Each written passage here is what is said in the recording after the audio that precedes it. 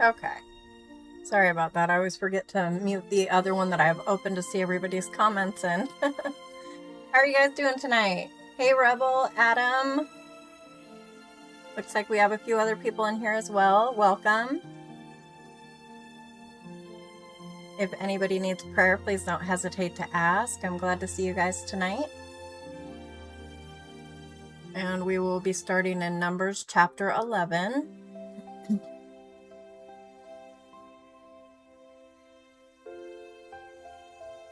Give it a minute here for the other stream to kick in.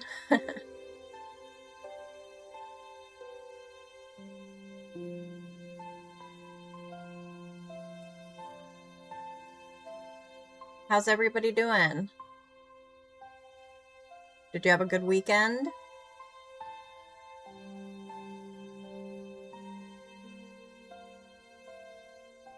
I've been doing some crafting on what I call my booty Bible. Today, on a whim, I decided to just encrust the binding of my Bible. So, and that is turning out really cool. I'm excited about that.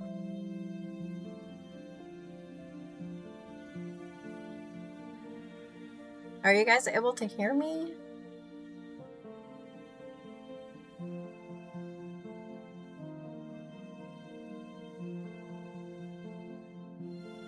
It's interesting that I only have one person in the vertical, but it might take a minute or two, I guess. And actually, that one person is me. I wonder if I accidentally made it unlisted. I don't think so, but I'm going to check the settings just to be sure.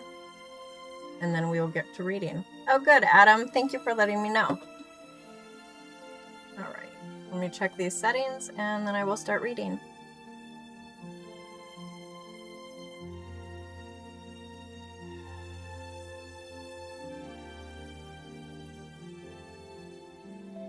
Okay.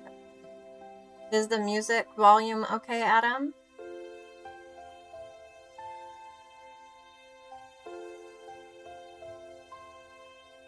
I'll edit the settings on that one.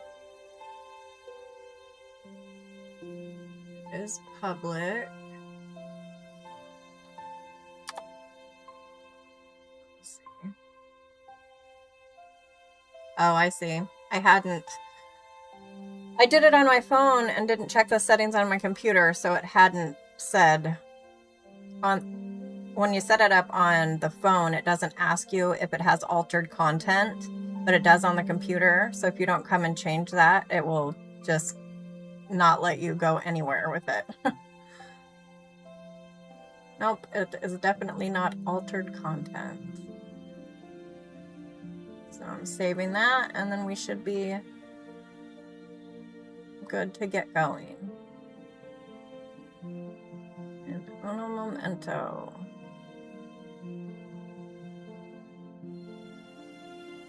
Okay. All right, both are set up and going. This might be a slow night for the vertical, and that's okay. Oh, good. The volume is good.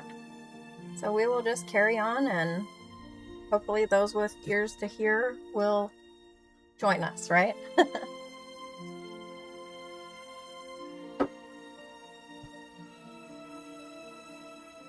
Now the people became like those who complain of adversity in the hearing of the Lord. And when the Lord heard it, his anger was kindled, and the fire of the Lord burned among them and consumed some of the outskirts of the camp. The people therefore cried out to Moses, and Moses prayed to the Lord, and the fire died out. So the name of that place was called Taberah, because the fire of the Lord burned among them. The rabble who were among them had greedy desires, and also the sons of Israel wept again and said, "Who will give us meat to eat?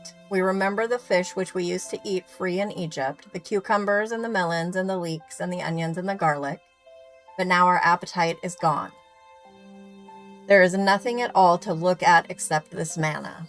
Now the manna was like coriander seed, and its appearance like that of bdellium. The people would go about and gather it and grind it between two millstones, or beat it in the mortar, and boil it in the pot and make cakes with it. And its taste was as the taste of cakes baked with oil. When the dew fell on the camp at night, the manna would fall with it. Now Moses heard the people weeping throughout their families, each man at the doorway of his tent, and the anger of the Lord was kindled greatly, and Moses was displeased. So Moses said to the Lord, "Why have you been so hard on your servant? And why have I not found favor in your sight, that you have laid the burden of all this people on me? Was it I who conceived all this people? Was it I who brought them forth, that you should say to me, 'Carry them in your bosom, as a nurse carries a nursing infant to the land which you swore to their fathers'? Where am I to get meat to give to all this people? For they weep before me, saying, 'Give us meat that we may eat.' I alone am not able to carry all this people, because it is too burdensome for me. So if you are going to deal thus with me, please kill me at once, if I have found favor in your sight, and do not let me see my wretchedness." Wow. Excuse me. I have a tickle in my throat tonight. The Lord therefore said to Moses, "Gather for me 70 men from the elders of Israel, whom you know to be the elders of the people, and their officers, and bring them to the tent of meeting, and let them take their stand there with you. Then I will come down and speak with you there, and I will take of the Spirit who is upon you, and will put him upon them. And they shall bear the burden of the people with you, so that you will not bear it all alone. Say to the people, 'Consecrate yourselves for tomorrow, and you shall eat meat, for you have wept in the ears of the Lord, saying, Oh, that someone would give us meat to eat, for we were well off in Egypt. Therefore the Lord will give you meat, and you shall eat. You shall eat not 1 day, nor 2 days, nor 5 days, nor 10 days, nor 20 days, but a whole month, until it comes out of your nostrils and becomes loathsome to you, because you have rejected the Lord who is among you, and have wept before him, saying, Why did we ever leave Egypt?' But Moses said, The people among whom I am are 600,000 on foot, yet you have said, I will give them meat, so that they may eat for a whole month. Should flocks and herds be slaughtered for them to be sufficient for them? Or should all the fish of the sea be gathered together for them to be sufficient for them?" The Lord said to Moses, "Is the Lord's power limited? Now you shall see whether my word will come true for you or not." So Moses went out and told the people the words of the Lord. Also he gathered 70 men of the elders of the people and stationed them around the tent. Then the Lord came down in the cloud and spoke to him, and he took of the Spirit who was upon him and placed him upon the 70 elders. And when the Spirit rested upon them, they prophesied, but they did not do it again.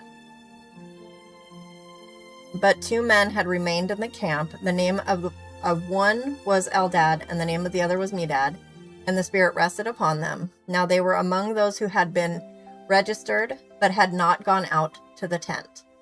And they prophesied in the camp. So a young man ran and told Moses and said, Eldad and Medad are prophesying in the camp. Then Joshua the son of Nun, the attendant of Moses from his youth, said, Moses, my lord, restrain them. But Moses said to him, Are you jealous for my sake? Would that all the Lord's people were prophets, that the Lord would put his Spirit upon them. And Moses returned to the camp, both he and the elders of Israel. Hey, Jer, how are you doing tonight? Glad you made it.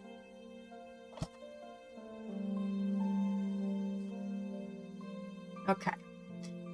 Now there went forth a wind from the Lord, And it brought quail from the sea, and let them fall beside the camp, about a day's journey on this side and a day's journey on the other side, all around the camp, and about 2 cubits deep on the surface of the ground. The people spent all day and all night and all the next day, and gathered the quail. He who gathered least gathered 10 homers.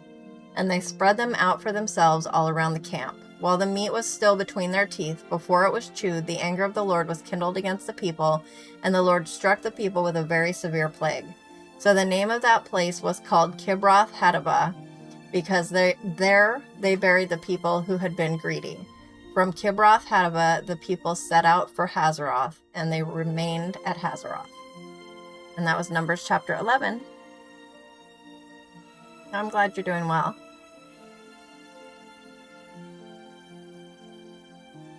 If anybody needs prayer, please don't hesitate to ask. I'm not sure what's going on the vertical stream. Wow.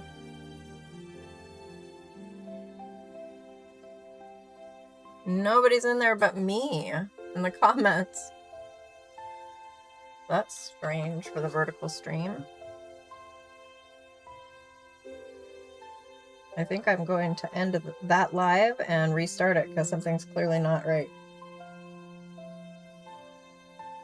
So bear with me while I do that. Yeah, nobody came but me. Weird.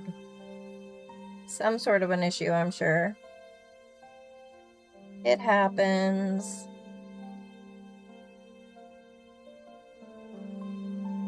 Just take me a second to get this going then. If anybody needs prayer, please don't hesitate to ask.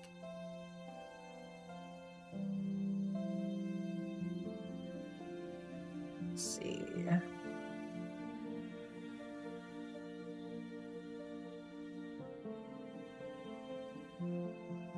Yeah, keep yawning.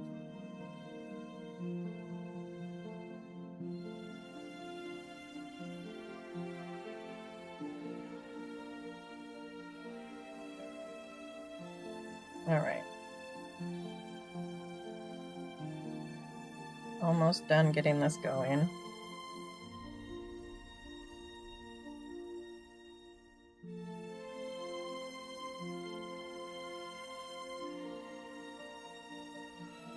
I had it all figured out before I got on here tonight and still ended up having to take care of an issue.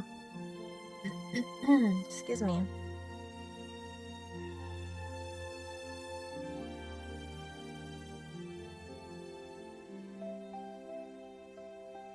Okay.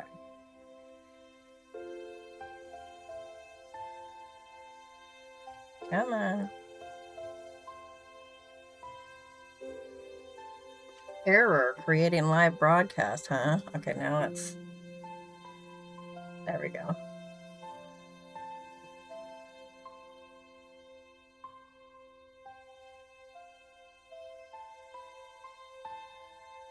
Hopefully this will do the trick. And go live. All right, so on to Numbers chapter 12.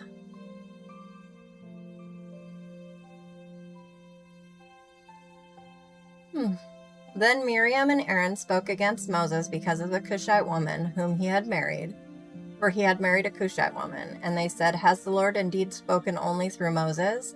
Has he not spoken through us as well?" And the Lord heard it. Now the man Moses was very humble, more than any man who was on the face of the earth. Suddenly the Lord said to Moses and Aaron and to Miriam, "You 3 come out to the tent of meeting." So the 3 of them came out. Then the Lord came down in a pillar of cloud and stood at the doorway of the tent, and he called Aaron and Miriam. When they had both come forward, he said, "Hear now my words. If there is a prophet among you, I, the Lord, shall make myself known to him in a vision. I shall speak with him in a dream. Not so with my servant Moses. He is faithful in all my household. With him I speak mouth to mouth, even openly and not in dark sayings, and he beholds the form of the Lord. Why then were you not afraid to speak against my servant, against Moses?" Imagine finding out that way, huh? Wow. So the anger of the Lord burned against them, and he departed. But when the cloud had withdrawn from over the tent, behold, Miriam was leprous, as white as snow. As Aaron turned toward Miriam, behold, she was leprous. Then Aaron said to Moses, "Oh, my Lord, I beg you, do not account this sin to us, in which we have acted foolishly, and in which we have sinned. Oh, do not let her be like one dead, whose flesh is half eaten away when he comes from his mother's womb." And that gets me. That's a rough verse. No. I'm not ending this one, Jer. I do a vertical stream as well for those who watch on shorts. And then I leave because I could do a dual stream over here on the one you're on. But when I do that, it crops my screen, only showing the middle, and if I try to make everything small enough so that people on shorts can see it, hey James, then it's no good for those who are watching it full screen. So that's why I run 2 at a time. I know it's kind of a hassle, but I'm trying to get the word out to people and love on people who need it. Toilet, it's John. I'm so glad you're here. It's been forever. How are you doing? I actually had this vertical live stream going, you guys, and nobody came. The only person in there was me in the comments, which I do so I can see anybody commenting because I can't see it on my phone screen. And nobody but me was there the whole time for like 15 minutes. So I just started a new one and you guys popped in right away. So I knew there must have been something wrong. I'm glad I decided to restart it. How was your guys' weekend? We are in the middle of Numbers chapter 12 here.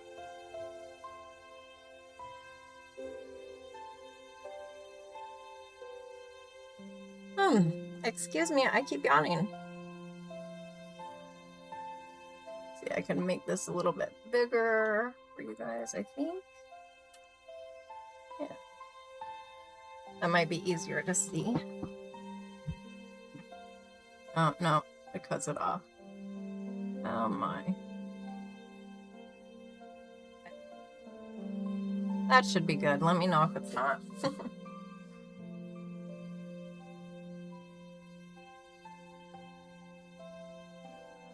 Busy?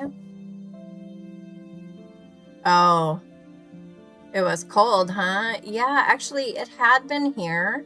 And then today it was super sunny. In fact, when I was driving home from the doctor, I actually had to turn my air conditioning on. And it was only like 50 something outside, but the sun was just blazing in my windows. So that was really nice. I was blasting praise and worship music with my windows down. I loved it. Yeah, of course, Jer. Oh, I'm sorry. That's rough.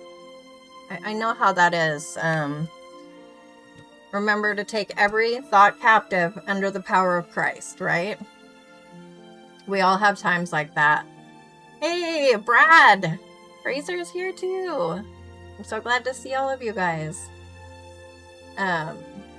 Father God, I lift this brother up before you tonight and ask that you help clear his head and help him to focus and hear your voice and feel your presence, Lord, and to pay no mind to the thoughts that are coming through his head, and to know that he has the power through you to just cast those completely away from himself. Lord, we ask that you help him to be free of this. In Jesus' name, amen. I'm super not eloquent with prayer, but I'm so glad when people feel comfortable to come here and to ask for it, because that's what this is all about, right? Okay. Oh, we went to the new church a second time on Sunday, and we're really liking it. Everybody there is so nice. It's small and very different compared, excuse me, compared to the church we were at before. But I like it a lot. It was really cool. And it's literally, you know, a 2-minute drive from my house. If we wanted to, we could walk to and from church, you know? So we might do that some days. We'll see. Okay. Moses cried out to the Lord, saying, "O God, heal her, I pray." But the Lord said to Moses, "If her father had but spit in her face, would she not bear her shame for 7 days? Let her be shut up for 7 days outside the camp, and afterward she may be received again." So Miriam was shut up outside the camp for 7 days, and the people did not move on until Miriam was received again. Afterward, however, the people moved out from Hazeroth and camped in the wilderness of Paran. Oh, my power just flew. My son will be in here in just a second to say, "Oh, I'm so sorry." I feel bad. They don't need to be sorry because they use the microwave, you know? But my wall heater, my little mini splitter, whatever it is, blew out on me. So I use this space heater, and it makes it impossible to use the microwave. Hey, Rebel. I was talking to you in the other one, but I guess you had stepped out. Yes, it's good to see John, isn't it? And Brad. It'd been a while with you, too. How are you guys doing? I'm so glad everybody is here tonight. Although we don't have Katrina or Carla or Hugo yet, but Hugo's usually a little bit later. Yeah, go ahead and unplug it, sweetheart. Love you. You want to say hi? Hi. We've got John. Hi, John. Rebel. Hi, Rebel. Brad. Hi, Brad. Jer. Hi, Jer. Adam. Hi, Adam. And James. Hi, James. I love you. I love you. Do you see it? You like that, huh? What does it say? Well, this says love. And then I took a bunch of little rhinestones and pearls and hot glued them in there. Yeah, I'm going to do the whole thing. Okay. I love you. I love you. Rebel says hi back, and Jared says hi back. Wait, before I leave. Yeah. Want you guys to know that I... Honey, you can't. Okay, yeah, you have to stay over here if you're talking to them. With the Michael here. You want them to know what? I want you guys to know that I have a new beatbox. You have a new beatbox. All right, I know they want to hear it.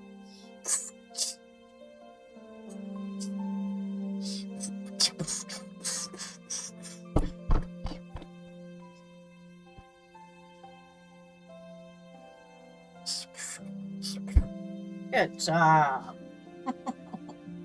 I love you. I love you. All right. Come on, that was kind of sad. Do it again. All right. I love you. Have fun. Yeah, isn't his voice cute? My friend is gonna say hi to that. Yeah, the stuffy. He can sit here and watch.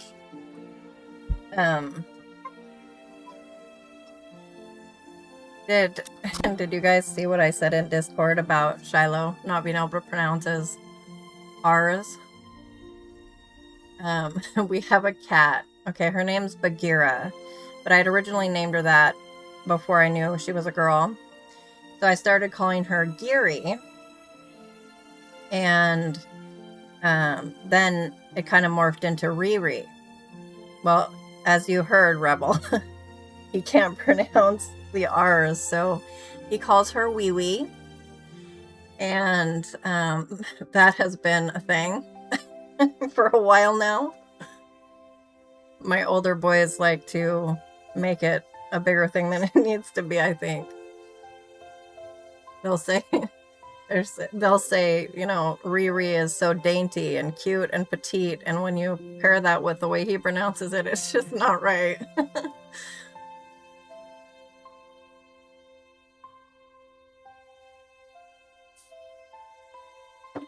Life with boys. Lots of fun. Oh, and I saw my doctor today. Nothing, it was just a checkup. But it went really well because as somebody who has chronic pain, I take a very, very mild, it didn't even used to be considered a controlled substance. It's basically a step above ibuprofen. So anytime somebody with chronic pain, you're always worried if you have to raise a dose or anything like that. They're going to think you're a seeker or whatever. My doctor's really good, but still, I also don't like getting a tolerance to anything because I don't want to take anything harder than this, like an actual narcotic. But I explained to her, I said, this is what actually helps me, this dose, which is a little more than I was taking. And it makes me more productive. It helps with my mood and everything. I can actually get things accomplished. And she said, well, then let's just change your dose to that. And I was like, praise God, because you just never know in the climate of the way things are. And she's like, yeah, no, you've been on this dose for a year. So, but I'm just glad it went well. It was good. Oh, hello, Steven. You want to say hello? Hello. We've got a bunch of people here. John, and Brad, and James, and... Are those people I have to hear on? John is toilet, if that's the one you're confused on. Yeah. Or Brad, maybe. You might not have met Brad before. Yeah. And Jer over here. And Adam. Okay, so back to reading. Did you need something? I was just going to say hi. Okay, I love you. Did you see this? I'm encrusting my Bible binding. Isn't that cool? Ooh. Yeah. You should go watch the video. It shows how it sparkles in the light. I love you. Yeah. Yeah, Kenneth printed me this cup holder. It's amazing. I'll see. Bye-bye. Okay. Then the Lord spoke to Moses, saying, send out for yourself men, so that they may spy out the land of Canaan, which I am going to give to the sons of Israel. You shall send a man from each of their fathers' tribes, every one a leader among them. So Moses sent them from the wilderness of Paran at the command of the Lord, all of them men who were heads of the sons of Israel. These then were their names: from the tribe of Reuben, Shemua, the son of Zachar; from the tribe of Simeon, Shaphat, the son of Hori. Here we go with me hashing the names again. I'm probably your guys' comic relief. From the tribe of Judah, Caleb, the son of Jephunneh; from the tribe of Issachar, Igal, the son of Joseph; from the tribe of Ephraim, Hoshea, which is actually, I think it's just pronounced Hosea, the son of Nun; from the tribe of Benjamin, Paltai, the son of Raphu; from the tribe of Zebulun, Gaddiel, the son of Sodai; from the tribe of Joseph; from the tribe of Manasseh, Gadai, the son of Susai; from the tribe of Dan, Amiel, the son of Gamali; from the tribe of Asher, Sether, the son of Michael; from the tribe of Naphtali, Nabi, the son of Voshsi; from the tribe of Gad, Geuel, the son of Makai. These are the names of the men whom Moses sent to spy out the land. But Moses called Hoshea, the son of Nun, Joshua. Goodness. Okay. What is happening? Give me just a second here. I'm going to take a drink. Oh, nobody mentioned I didn't have my Bible out.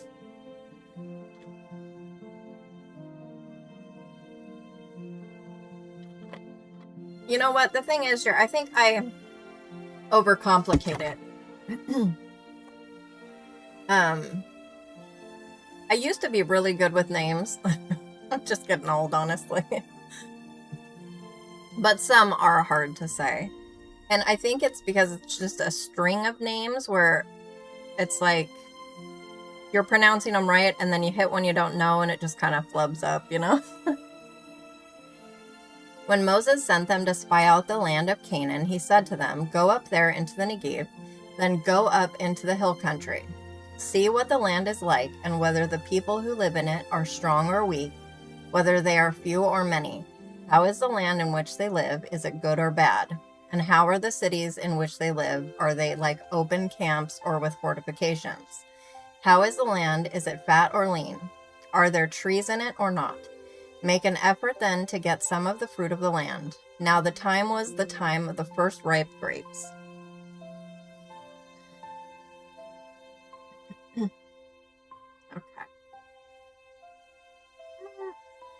My screen keeps jumping on me. There we go. So they went up and spied out the land from the wilderness of Zin, as far as Rahab, at Lebo-Hamath. When they had gone up into the Negev, they came to Hebron, where Ahiman, Sheshai, and Talmai, the descendants of Anak, were. Now Hebron was built 7 years before Zoan in Egypt. Then they came to the valley of Eshcol, and from there cut down a branch with a single cluster of grapes, and they carried it on a pole between 2 men, with some of the pomegranates and the figs. That place was called the valley of Eshcol, because of the cluster which the sons of Israel cut down from there. When they returned from spying out the land, at the end of 40 days, they proceeded to come to Moses and Aaron and to all the congregation of the sons of Israel in the wilderness of Paran at Kadesh, and they brought back word to them and to all the congregation and showed them the fruit of the land. Thus they told him and said, We went into the land where you sent us, and it certainly does flow with milk and honey, and this is its fruit. Nevertheless, the people who live in the land are strong, and the cities are fortified and very large. And moreover, we saw the descendants of Anak there. Amalek is living in the land of the Negev, and the Hittites and the Jebusites and the Amorites are living in the hill country, and the Canaanites are living by the sea and by the side of the Jordan. Then Caleb quieted the people before Moses and said, We should by all means go up and take possession of it, for we will surely overcome it. But the men who had gone up with him said, We are not able to go up against the people, for they are too strong for us. So they gave out to the sons of Israel a bad report of the land which they had spied out, saying, The land through which we have gone spying it out is a land that devours its inhabitants, and all the people whom we saw in it are men of great size. There also we saw the Nephilim, the sons of Anak are part of the Nephilim, and we became like grasshoppers in our own sight, and so we were in their sight. And that was chapter 13 of Numbers.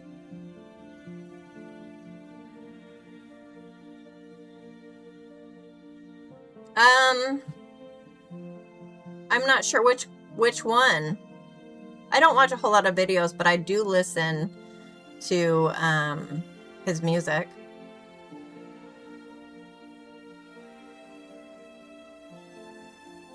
My son may have. He loves Josiah Queen. He actually has tickets for the concert.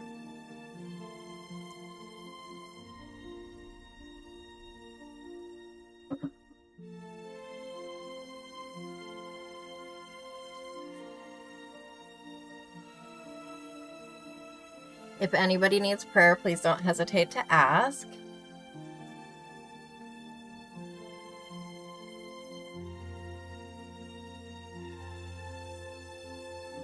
Yeah, I very, very rarely watch shorts.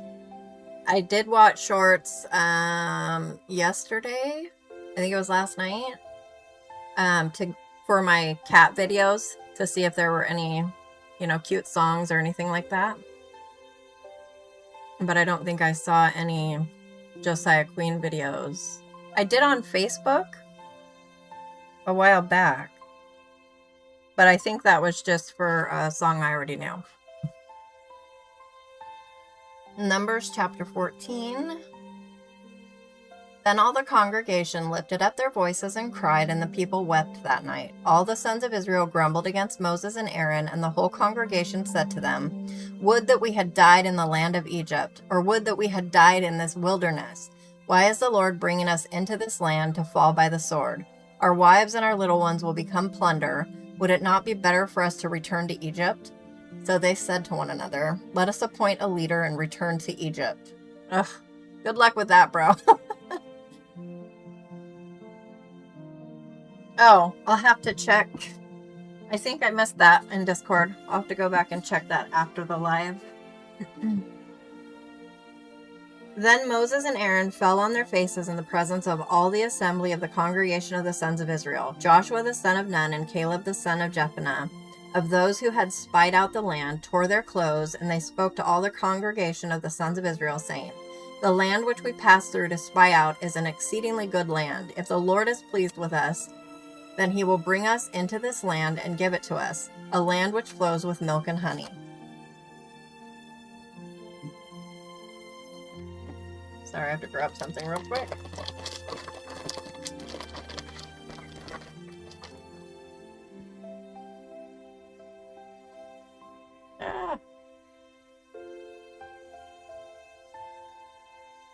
Just 1 second.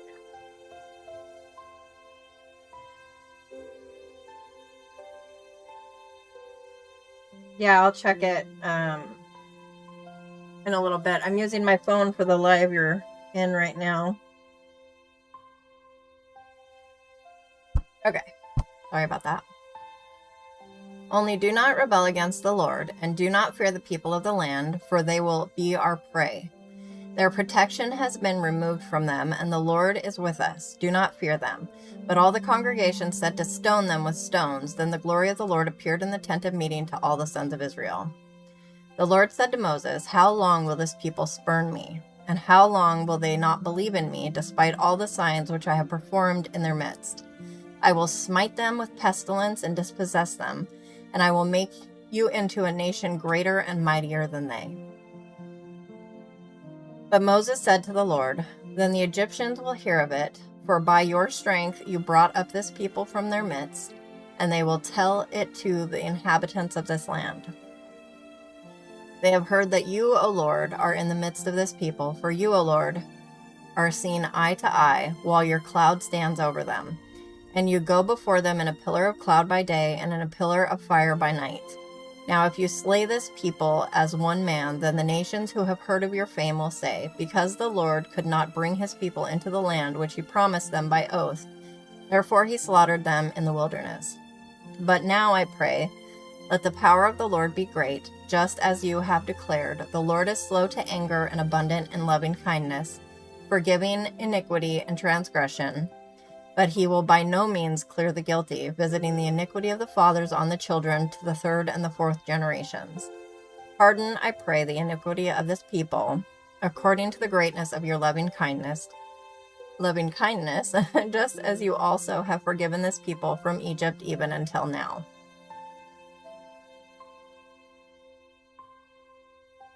So the Lord said, I have pardoned them according to your word, but indeed, as I live, all the earth will be filled with the glory of the Lord.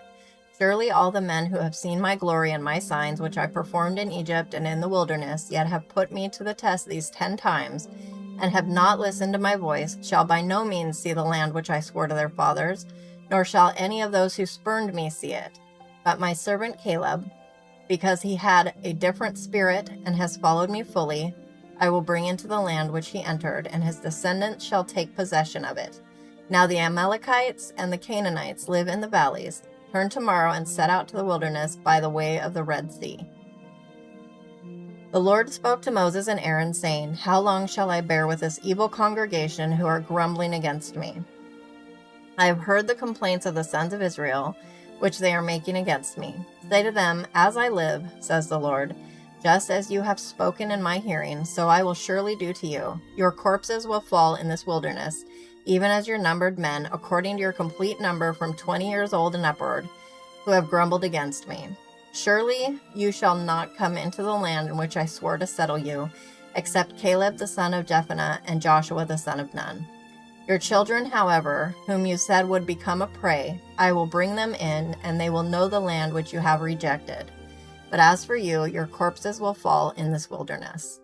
Your sons shall be shepherds for 40 years in the wilderness, and they will suffer for your unfaithfulness until your corpses lie in the wilderness. According to the number of days which you spied out the land, 40 days, for every day you shall bear your guilt a year, even 40 years, and you will know my opposition. I, the Lord, have spoken. Surely this I will do to all this evil congregation who are gathered together against me. In this wilderness they shall be destroyed, and there they will die. As for the men whom Moses sent to spy out the land, and who returned and made all the congregation grumble against him by bringing out a bad report concerning the land, even those men who brought out the very bad report of the land died by a plague before the Lord. But Joshua the son of Nun and Caleb the son of Jephunneh remained alive out of those men who went to spy out the land.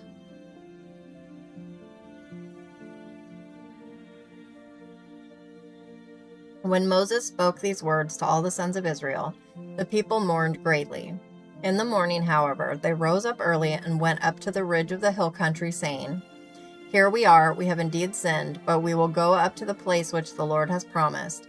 But Moses said, Why then are you transgressing the commandment of the Lord when it will not succeed?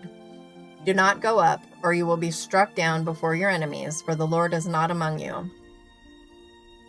For the Amalekites and the Canaanites will be there in front of you, and you will fall by the sword, inasmuch as you have turned back from following the Lord, and the Lord will not be with you. But they went up heedlessly to the ridge of the hill country. Neither the ark of the covenant of the Lord nor Moses left the camp. Then the Amalekites and the Canaanites who lived in that hill country came down and struck them and beat them down as far as Hormah. And that was chapter 14 of Numbers. Give me just a second to take a drink.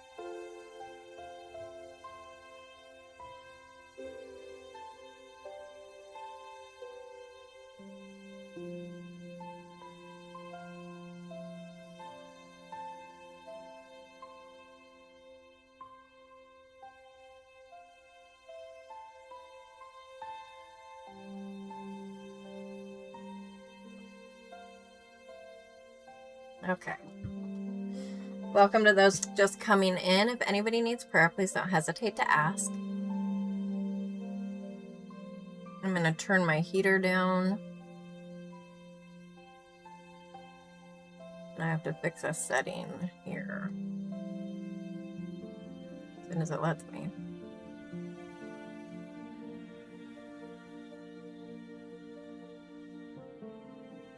There we go.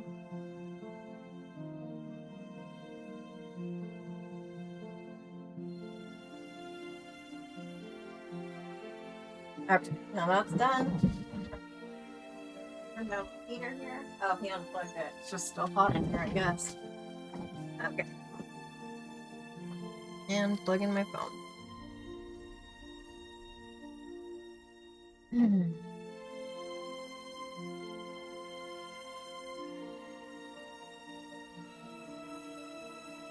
Oh, hey Andrew, how are you doing? Welcome. March 23rd? Why March 23rd?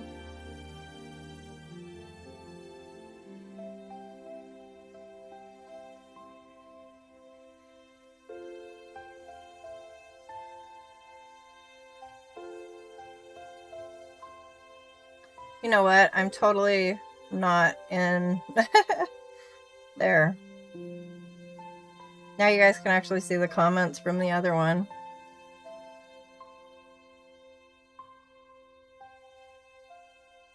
Well, at least once it gets open, you won't be able to. Here we go. You guys were listening to me on a stream where... get out of there. Oops. This is giving me bits here.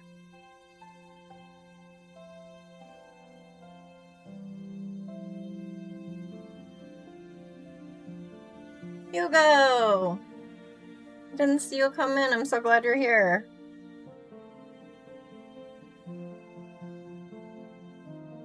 Ah, it opened me in that. Why does it do this to me?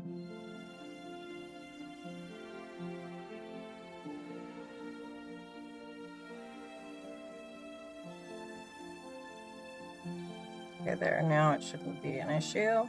There we go.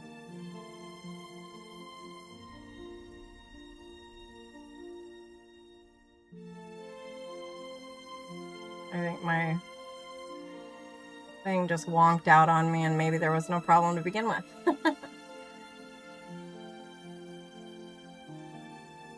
Okay.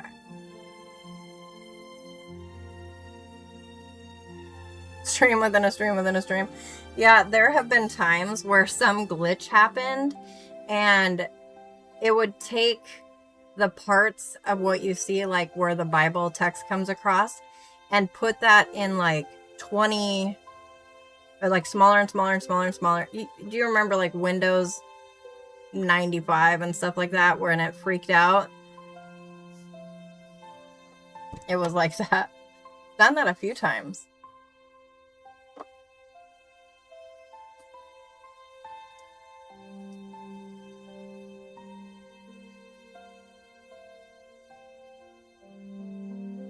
Oh, looks like this has gone sideways.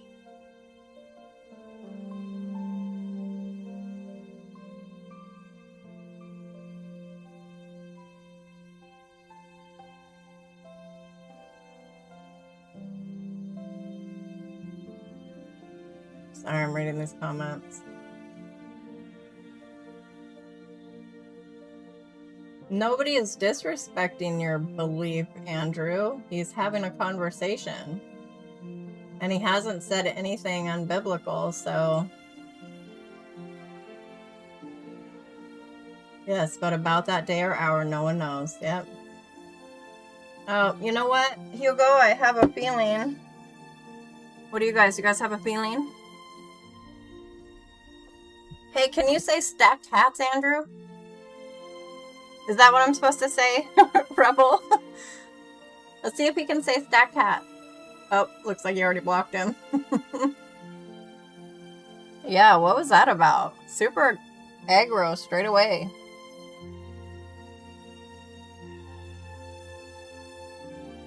They're here early tonight, it appears.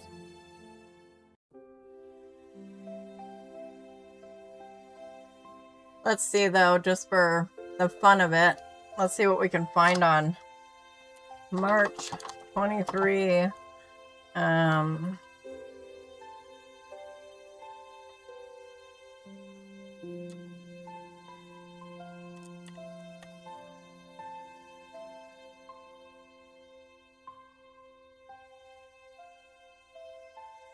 Predict. Look at AI preaching, y'all. I searched it and Google brings up predictions suggesting a specific date for the return of Jesus, including mentions of March 23 or September 23, are considered unbiblical. Oh, wow. Even AI knows. That's funny. Let's see. There's rumors about September 2025, but that's been and gone. I haven't heard anything. Oh, Brad can say it.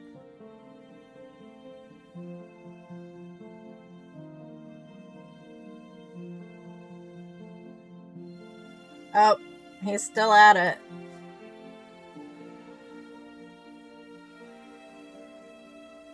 Can you... What's supposed to happen when I ask him about stacked hats?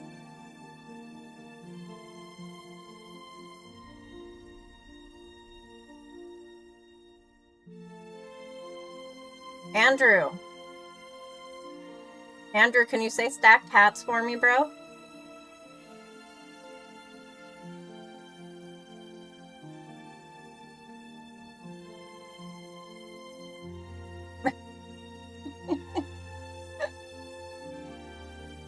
Yeah. Yeah, for sure. Hit me up. May God bless you and help you understand that we can't go against... Amen. I don't know. Maybe he's trying to be like that one guy who had all that stuff going on last year, but that was so detrimental to so many people. You know, a lot of people were selling their houses and everything. That's what I wonder, Brad. It's like, what is... I don't get it. How is it benefiting anything? It's wild to me. At any rate, I am going to take a drink and then carry on reading.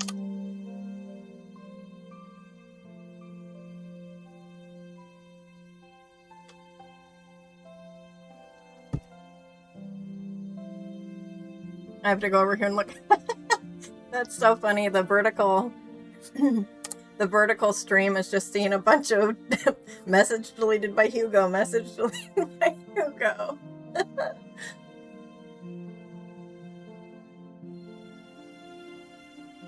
I mean, people can have feelings, they can watch and they can think, but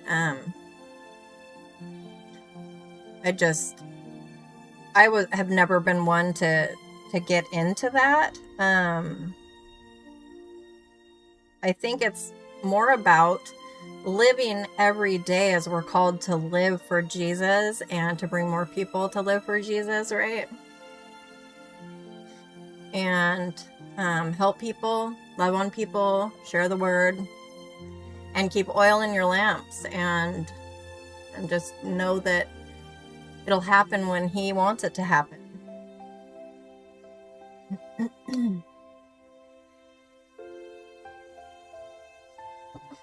I am going to laugh about that so many times, about AI telling me that it's not biblical.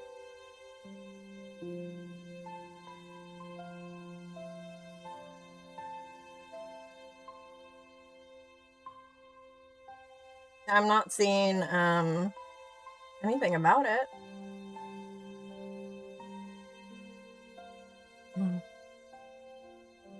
Hugo said, yeah, we can have a discussion, but once they try to bring us into an argument, it's better to end the conversation. I agree.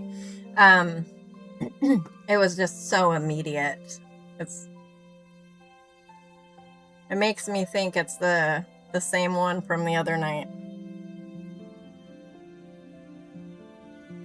Now the Lord spoke to Moses, saying, speak to the sons of Israel and say to them, when you enter the land where you are to live, which I am giving you, then make an offering by fire to the Lord, a burnt offering or a sacrifice to fulfill a special vow, or as a free will offering, or in your appointed times, to make a soothing aroma to the Lord from the herd or from the flock. The one who presents his offering, excuse me, shall present to the Lord a grain offering of 1/10 of an ephah of fine flour mixed with 1/4 of a hin of oil, and you shall prepare wine for the drink offering, 1/4 of a hin, with the burnt offering or for the sacrifice for each lamb. What's up, baby? I love you. I love you.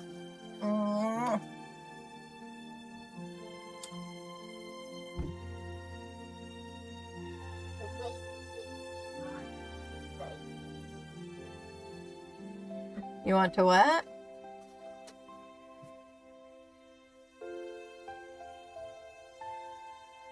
You really want to what? I really want to nap. You want to nap? Yes. You can go to bed, baby. You need to brush your teeth first, though, okay? Okay. Let me see. I'll pop up in Discord and see what you said.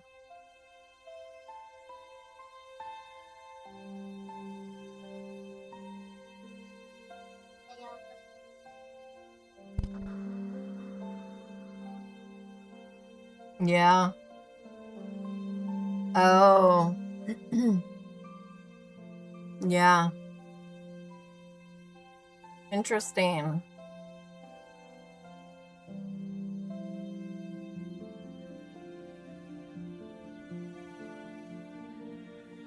Well, Hugo took care of it, but I was really hoping he'd try and say the Stack Chats thing or whatever. That something would come about.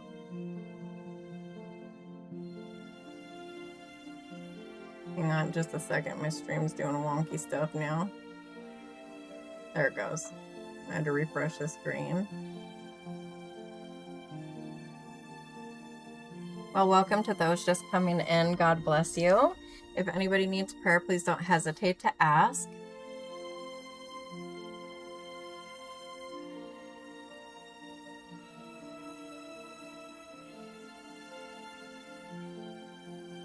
Okay.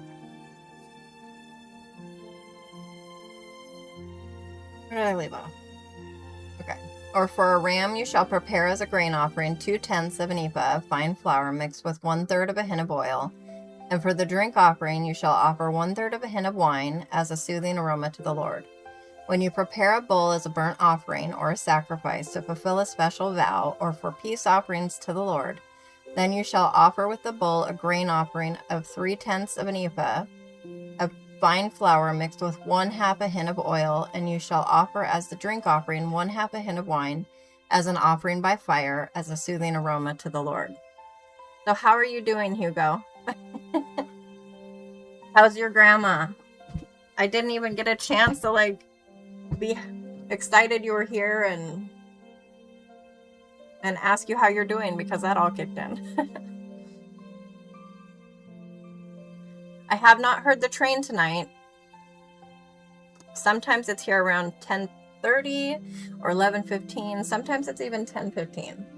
So if it gets here, I'll turn the fan off and open the window wide so you can hear it.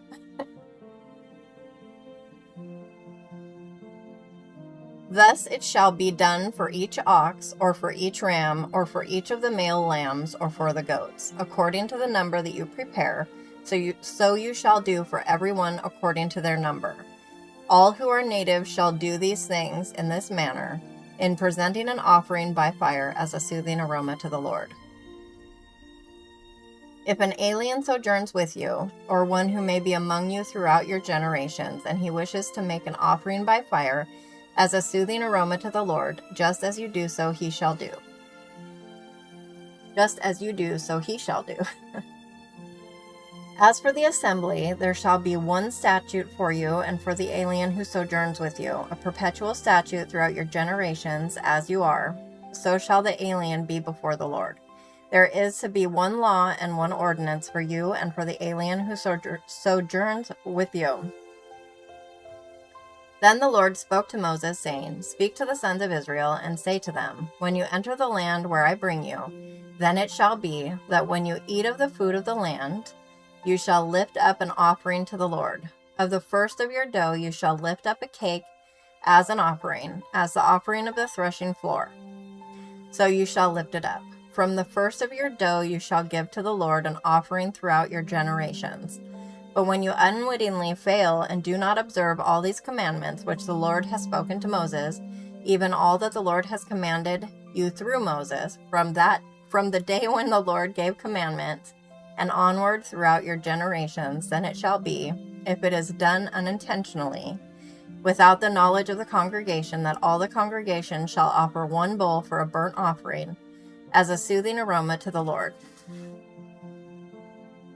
with its grain offering and its drink offering according to the ordinance, and one male goat for a sin offering. Then the priest shall make atonement for all the congregation of the sons of Israel, and they will be forgiven. For it was an error, and they have brought their offering, an offering by fire to the Lord, and their sin offering before the Lord for their error. So all the congregation of the sons of Israel will be forgiven, with the alien who sojourns among them, for it happened to all the people through error. Also, if one person sins unintentionally, then he shall offer a 1-year-old female goat for a sin offering. The priest shall make atonement before the Lord for the person who goes astray when he sins unintentionally, making atonement for him that he may be forgiven. You shall have one law for him who does anything unintentionally, for him who is native among the sons of Israel, and for the alien who sojourns among them. But the person who does anything defiantly, whether he is native or an alien, that one is blaspheming the Lord, and that person shall be cut off from among his people. Because he has despised the word of the Lord and has broken his commandment, that person shall be completely cut off. His guilt will be on him.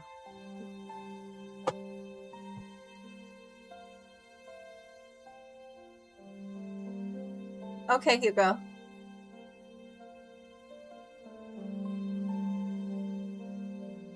Oh, okay. Let me check Discord, Rebel. Hey, you, did you brush your teeth? Yep. Yes. I'm trying to get as cool as possible. Yeah. So I'm getting it up from where that.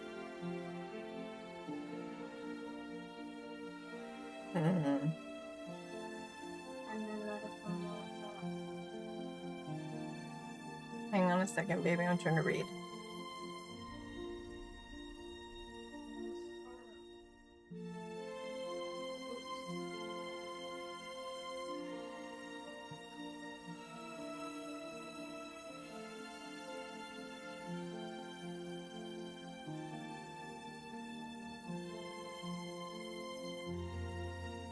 Okay, so you're wanting me to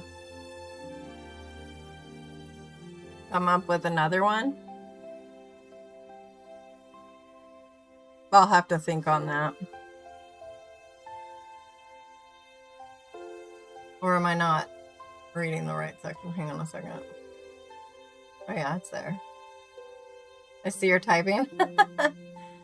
Okay, yeah, I wasn't going to say any more than that. Okay. Now, while the sons of Israel were in the wilderness, they found a man gathering wood on the Sabbath day.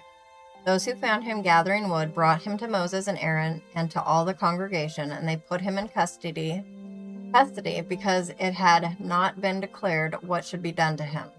Then the Lord said to Moses, "The man shall surely be put to death. All the congregation shall stone him with stones outside the camp." So all the congregation brought him outside the camp and stoned him to death with stones, just as the Lord had commanded Moses. The Lord also spoke to Moses, saying, "Speak to the sons of Israel and tell them that they shall make for themselves tassels on the corners of their garments throughout their generations, and that they shall put on the tassel of each corner a cord of blue.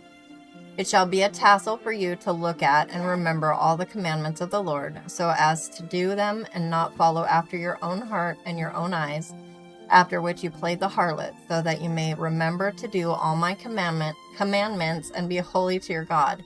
I am the Lord your God who brought you out from the land of Egypt to be your God. I am the Lord your God." And that was Numbers chapter 15. Hey, Mommy. Yes, baby. I want this haircut. Oh, you want your hair up? Are you going to bed? Huh? Yeah, I am. Yeah, if you're going to bed, let's wait until tomorrow to put your hair up, honey, because it will get tangled in your sleep and then it pulls to take it out, okay? But I have a bunch of hair ties and we can use one tomorrow.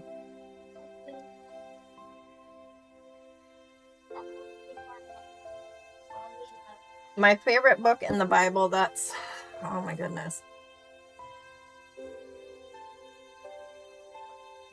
Well, Hebrews,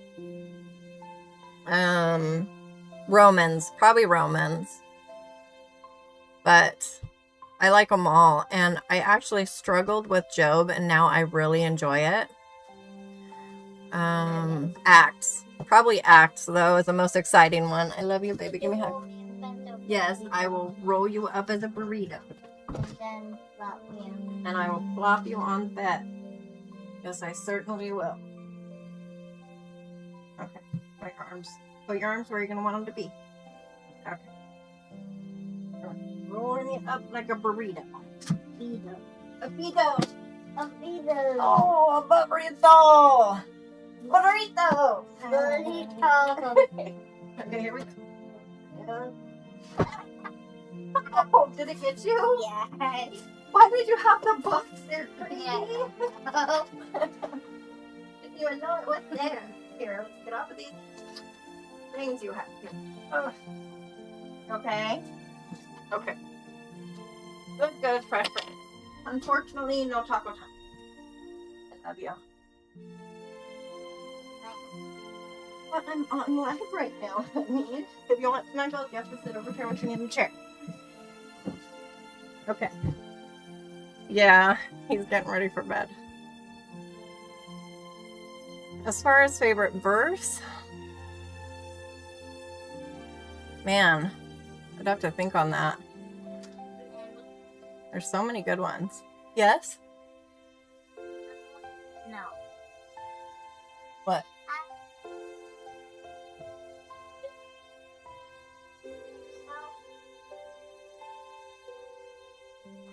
How do I get myself a ball cap?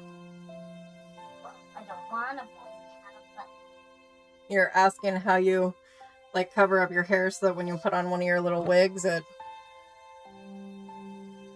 looks right? yeah. We could probably use a beanie.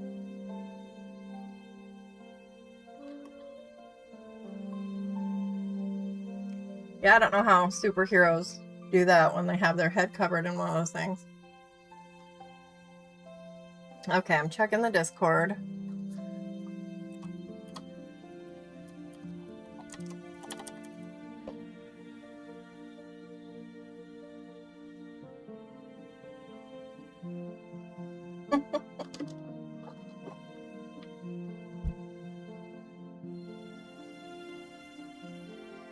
Alright, I responded on the Discord.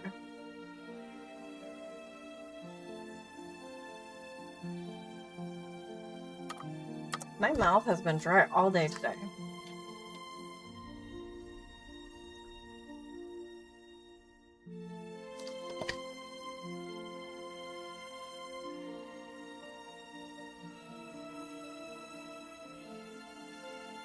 Oh, your favorite verse is the one you just mentioned? About the kingdom of heaven being with you?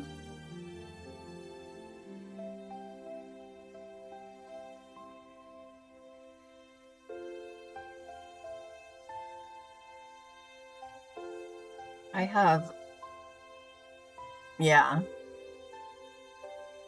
Man, I don't know. This, anytime anybody asks me anything, I could be like a literal professional in something, an expert or whatever. And then you ask me about it, and it's like everything flies out of my brain. It's like my brain, a flap opens up in the back of my brain, and my brain just tumbles out. It's ridiculous.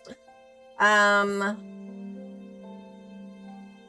mean, I guess I could. Oh, I don't have my other Bible.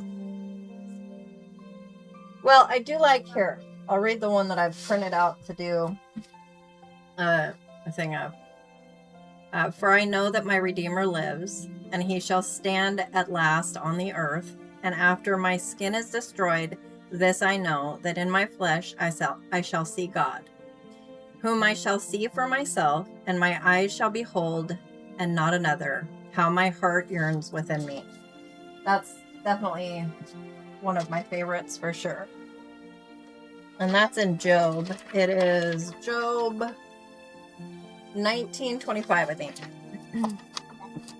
I love you too, baby. Yeah, I printed that out on with some art I made where the lady looks like she's old, and it's like she's made of pottery, and parts of the pottery has broken away.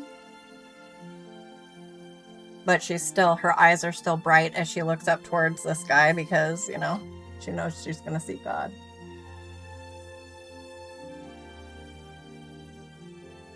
Hugo said they asked me what my favorite verse was in church on Saturday, and all of a sudden I couldn't think of any verses. Yeah.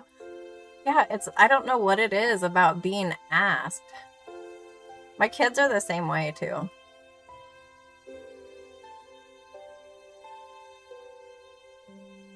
Okay, so we are going to be headed into Numbers chapter 16. Welcome to those just coming in. If anybody needs prayer, please don't hesitate to ask. And I'm going to take another drink.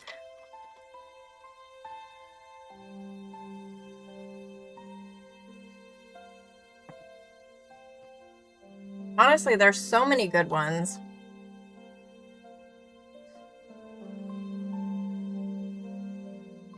Brad had a dog named Samson, and Caesar is another one. That's cute.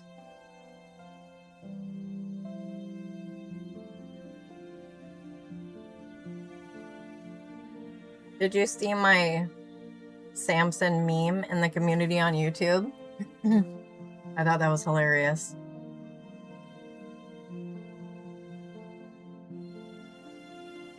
Okay. Now Korah, the son of Izhar, the son of Kohath, the son of Levi, with Dathan and Abiram, the sons of Eliab, and On, the son of Peleth, said, goodness, breathe. Sons of Reuben took action, and they rose up before Moses, together with some of the sons of Israel, 250 leaders of the congregation, chosen in the assembly, men of renown. They assembled together against Moses and Aaron and said to them, "You have gone far enough, for all the congregation are holy, every one of them, and the Lord is in their midst. So why do you exalt yourselves above the assembly of the Lord?"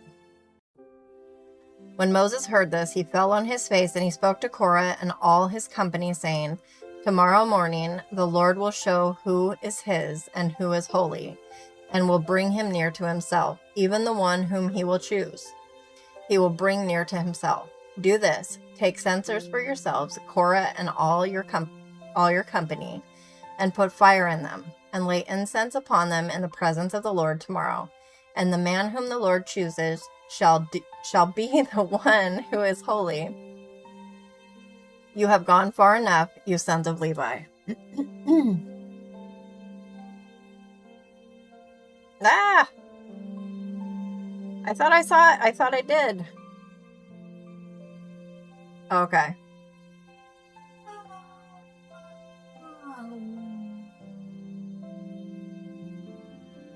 Oh, let me type it up.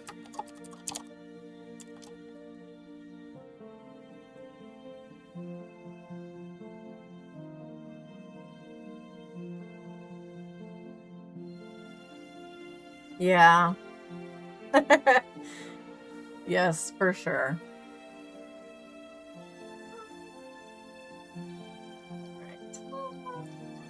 Then Moses said to Korah, Hear now, you sons of Levi, is it not enough for you that the God of Israel has separated you from the rest of the congregation of Israel, to bring you near to himself, to do the service of the tabernacle of the Lord, and to stand before the congregation to minister to them, and that he has brought you near, Korah, and all your brothers, sons of Levi, with you? And are you seeking the priesthood also? Therefore you and all your company are gathered together against the Lord. But as for Aaron, who is he that you grumble against him? And Moses sent a summons to Dathan and Abiram, the sons of Eliab, but they said, We will not come up. Is it not enough that you have brought us up out of a land flowing with milk and honey, to have us die in the wilderness? But you would also lord it over us. Indeed, you have not brought us into a land flowing with milk and honey, nor have you given us an inheritance of fields and vineyards. Would you put out the eyes of these men? We will not come up. Then Moses became very angry and said to the Lord, Do not regard their offering. I have not taken a single donkey from them, nor have I done harm to any of them. Moses said to Korah, You and all your company be present before the Lord tomorrow, both you and they, along with Aaron. Each of you take his fire pan and put incense on it, and each of you bring his censer before the Lord. 250 fire pans. Also you and Aaron shall each bring his fire pan. So they each took his own censer and put fire on it and laid incense on it, and they stood at the doorway of the tent of meeting with Moses and Aaron. Thus Korah assembled all the congregation against them at the doorway of the tent of meeting, and the glory of the Lord appeared to all the congregation. Then the Lord spoke to Moses and Aaron, saying, Separate yourselves from among this congregation, that I may consume them instantly. But they fell on their faces and said, O God, God of the spirits of all flesh, when one man sins, will you be angry with the entire congregation? Then the Lord spoke to Moses, saying, Speak to the congregation, saying, Get back from around the dwellings of Korah, Dathan, and Abiram. Then Moses arose and went to Dathan and Abiram with the elders of Israel following him, and he spoke to the congregation, saying, Depart now from the tents of these wicked men, and touch nothing that belongs to them, or you will be swept away in all their sin. So they got back from around the dwellings of Korah, Dathan, and Abiram, and Dathan and Abiram came out and stood at the doorway of their tents, along with their wives and their sons and their little ones. Moses said, By this you shall know that the Lord has sent me to do all these deeds, for this is not my doing. If these men die the death of all men, or if they suffer the fate of all men, then the Lord has not sent me. But if the Lord brings about an entirely new thing, and the ground opens its mouth and swallows them up with all that is theirs, and they descend alive into Sheol, then you will understand that these men have spurned the Lord. As he finished speaking all these words, the ground that was under them split open, and the earth opened its mouth and swallowed them up, and their households, and all the men who belonged to Korah with their possessions. So they and all that belonged to them went down alive to Sheol, and the earth closed over them, and they perished from the midst of the assembly. All Israel who were around them fled at their outcry. For they said, the earth may swallow us up. Fire also came forth from the Lord and consumed the 250 men who were offering the incense. Then the Lord spoke to Moses, saying, Say to Eleazar the son of Aaron the priest, that he shall take up the censers out of the midst of the blaze, for they are holy, and you scatter the burning coals abroad. As for the censers of these men who have sinned at the cost of their lives, let them be made into hammered sheets for a plating of the altar, since they did present them before the Lord, and they are holy. And they shall be for a sign to the sons of Israel. So Eleazar the priest took the bronze censers which the men who were burned had offered, and they hammered them out as a plating for the altar, as a reminder to the sons of Israel, that no layman who is not of the descendants of Aaron should come near to burn incense before the Lord, so that he will not become like Korah and his company, just as the Lord had spoken to him through Moses.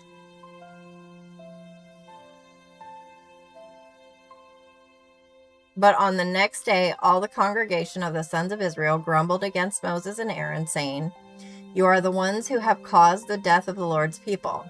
It came about, however, when the congregation had assembled against Moses and Aaron, that they turned toward the tent of meeting, and behold, the cloud covered it, and the glory of the Lord appeared.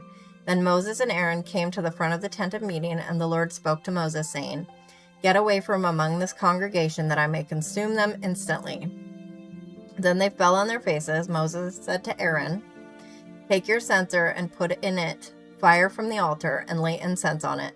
Then bring it quickly to the congregation, and make atonement for them. For wrath has gone forth from the Lord, the plague has begun. Then Aaron took it as Moses had spoken, and ran into the midst of the assembly, for behold, the plague had begun among the people. So he put on the incense, and made atonement for the people. He took his stand between the dead and the living, so that the plague was checked. But those who died by the plague were 14,700, besides those who died on account of Korah. Then Aaron returned to Moses at the doorway of the tent of meeting, for the plague had been checked. And that was chapter 16 of Numbers.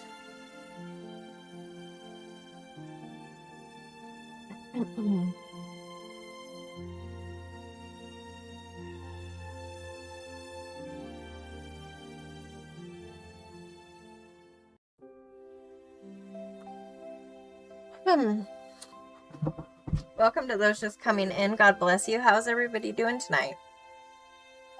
If anybody needs prayer, please don't hesitate to ask.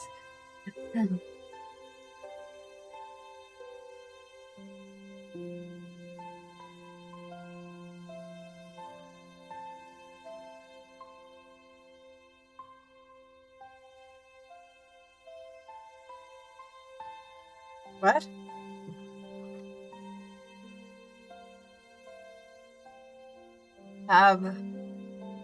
Never a good question. If you were in a room, you can customize the however you want, but you have to bring one friend, or one, we're in the same room and can only pick one family member. Who are you picking?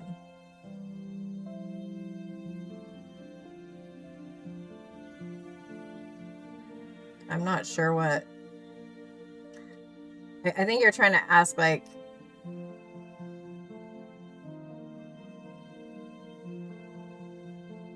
bring one friend or one. That's kind of like the would you rathers, right?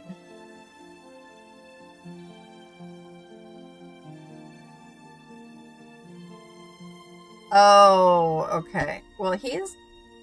Oh, sorry, Rebel. I'm going to type it to you. I keep talking.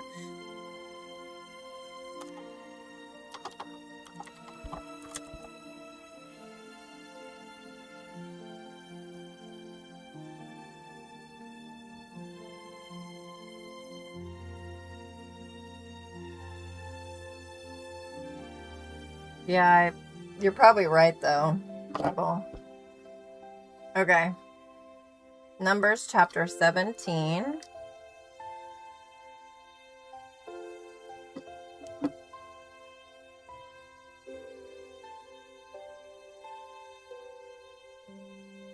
Then the Lord spoke to Moses, saying, Speak to the sons of Israel, and get from them a rod for each father's household, 12 rods from all their leaders according to their fathers' households. You shall write each name on his rod, and write Aaron's name on the rod of Levi, for there is one rod for the head of each of their fathers' households. You shall then deposit them in the tent of meeting in front of the testimony, where I meet with you. It will come about that the rod of the man whom I choose will sprout. Thus I will lessen from upon myself the grumblings of the sons of Israel, who are grumbling against you. Moses therefore spoke to the sons of Israel, and all their leaders gave him a rod apiece, for each leader according to their fathers' households, 12 rods, with the rod of Aaron among their rods. So Moses deposited the rods before the Lord in the tent of testimony.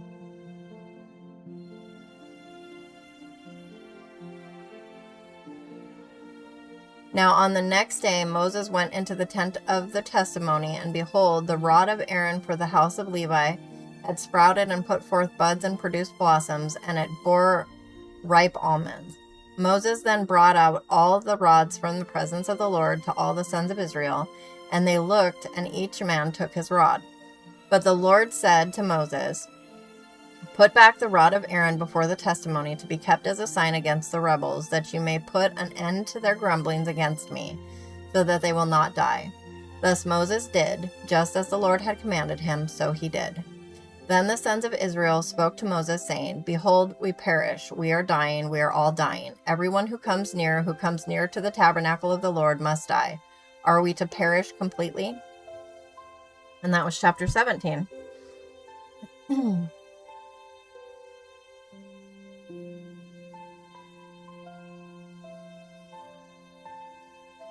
Let me see. I could be wrong, but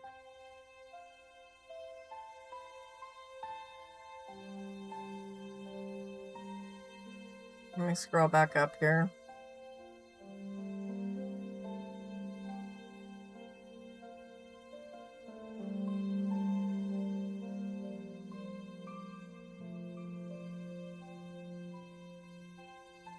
Yeah. I believe that Jer is, let me go get the name. His name is a question or something. Let me scroll back up. Hello, how are you? With the duck. I think that's Jer.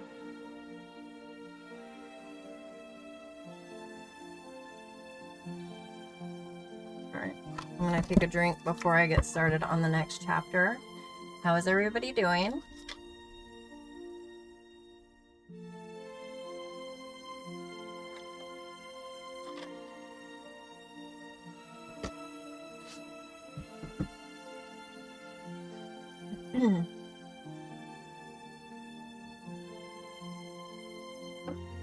Welcome to those just joining us. If you need prayer, please don't hesitate to ask. Hugo, are you still there?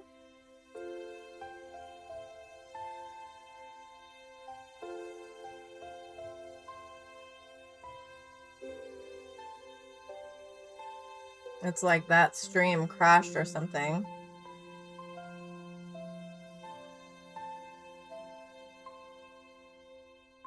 Or maybe everybody just moved over to this one. Give me just a quick second.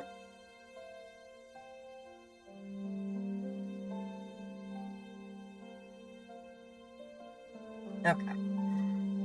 All right, so Numbers chapter 18. Hey, Jer, can you say fuzzy pear? Rebel was trying to ask if you could say fuzzy pear. So the Lord said to Aaron, You and your sons and your father's household with you shall bear the guilt in connection with the sanctuary, and you and your sons with you shall bear the guilt in connection with your priesthood.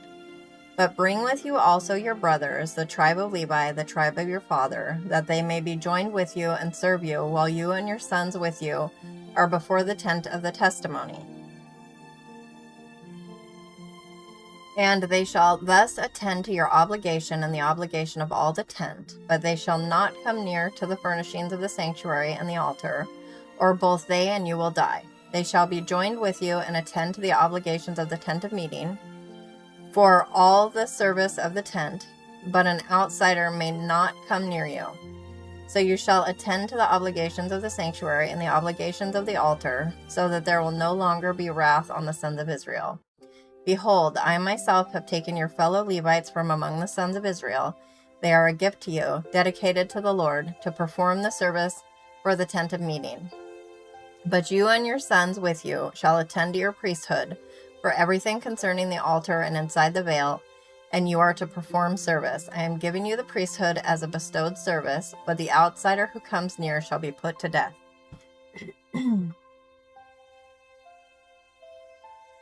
Then the Lord spoke to Aaron. Now behold, dang it. My throat is acting crazy tonight.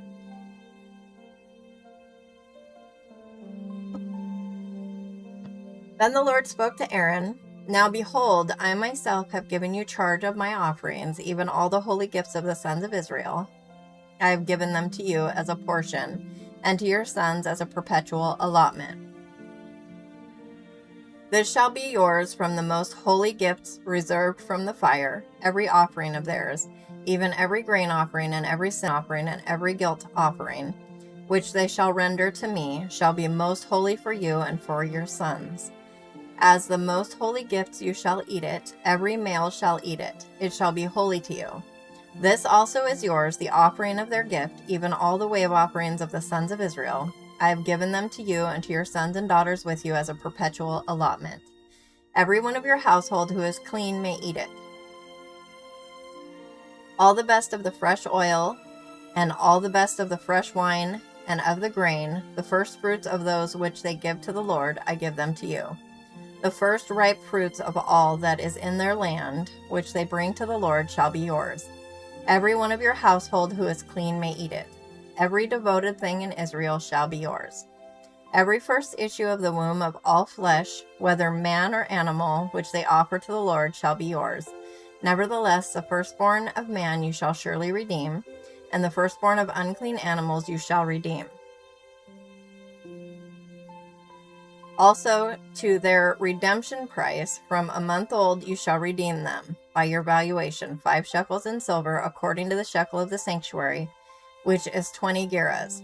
But the firstborn of an ox, or the firstborn of a sheep, or the firstborn of a goat, you shall not redeem. They are holy. You shall sprinkle their blood on the altar, and shall offer up their fat and smoke as an offering by fire for a soothing aroma to the Lord. Their meat shall be yours. It shall be yours like the breast of a wave offering, and like the right thigh.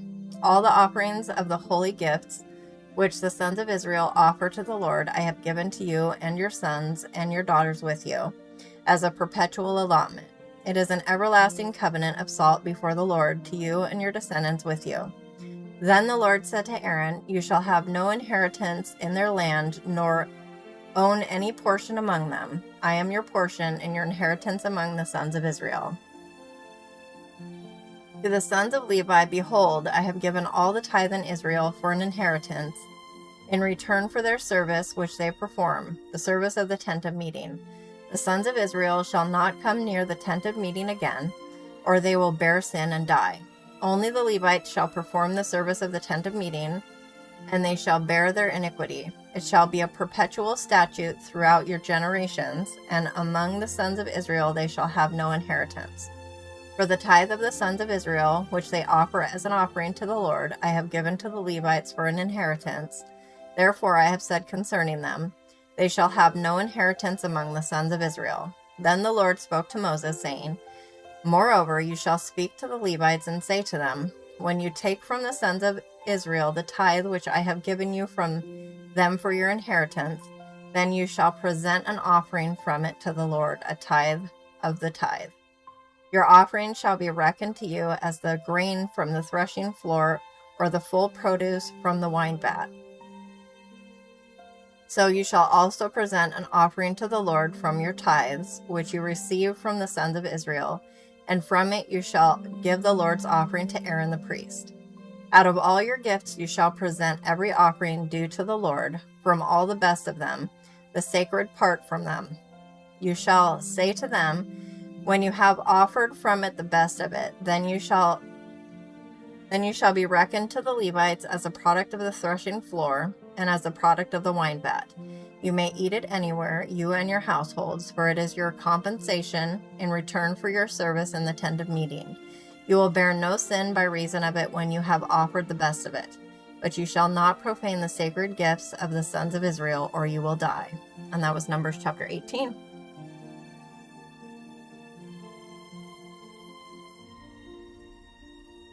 I'm going to take a drink and then read back through the comments. Welcome to those just coming in. If anybody needs prayer, please don't hesitate to ask.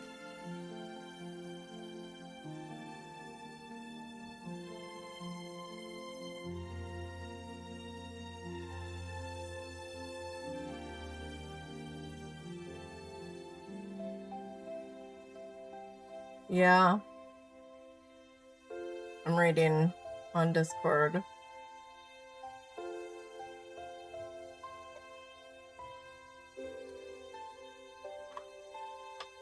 Yeah.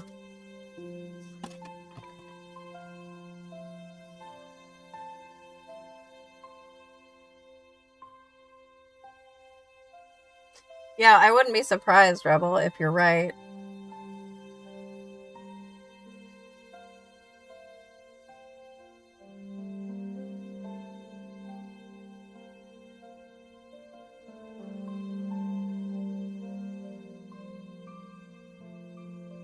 Good job? Or what?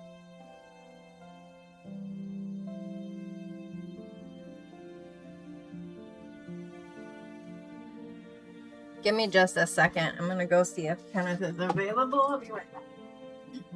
Wow, Shiloh already posted.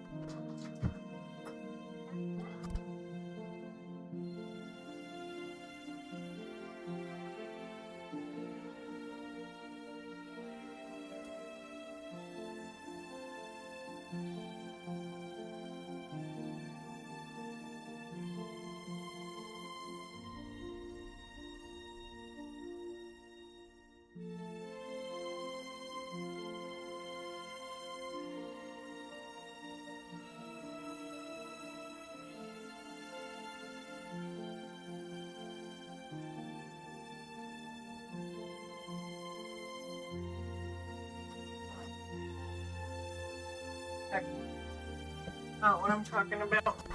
But don't give anything. Hang on, I'll be. Wait.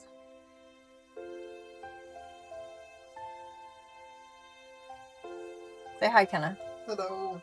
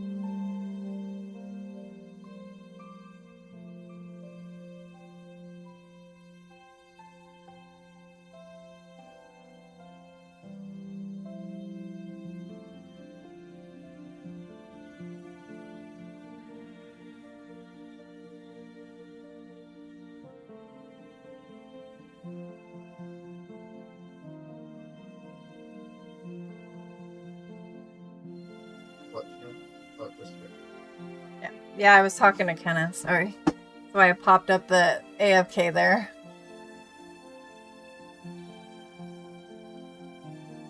Alright, so we will be headed into Numbers chapter 19. Welcome to those just coming in. God bless you. If anybody needs prayer, please don't hesitate to ask. That's okay, John. I'm glad you said something because, as we all know, there have been times I have forgotten. Oh, wow. Somebody needs to sleep. Forgotten to unmute myself. So the quicker somebody says something, the quicker I can correct it. I love my cup holder, Kenneth. Thank you so much. You're welcome. Okay. Oh, we have another flood warning. When I went to the doctor earlier, I saw the field as we get on the freeway. The field is just like a huge puddle.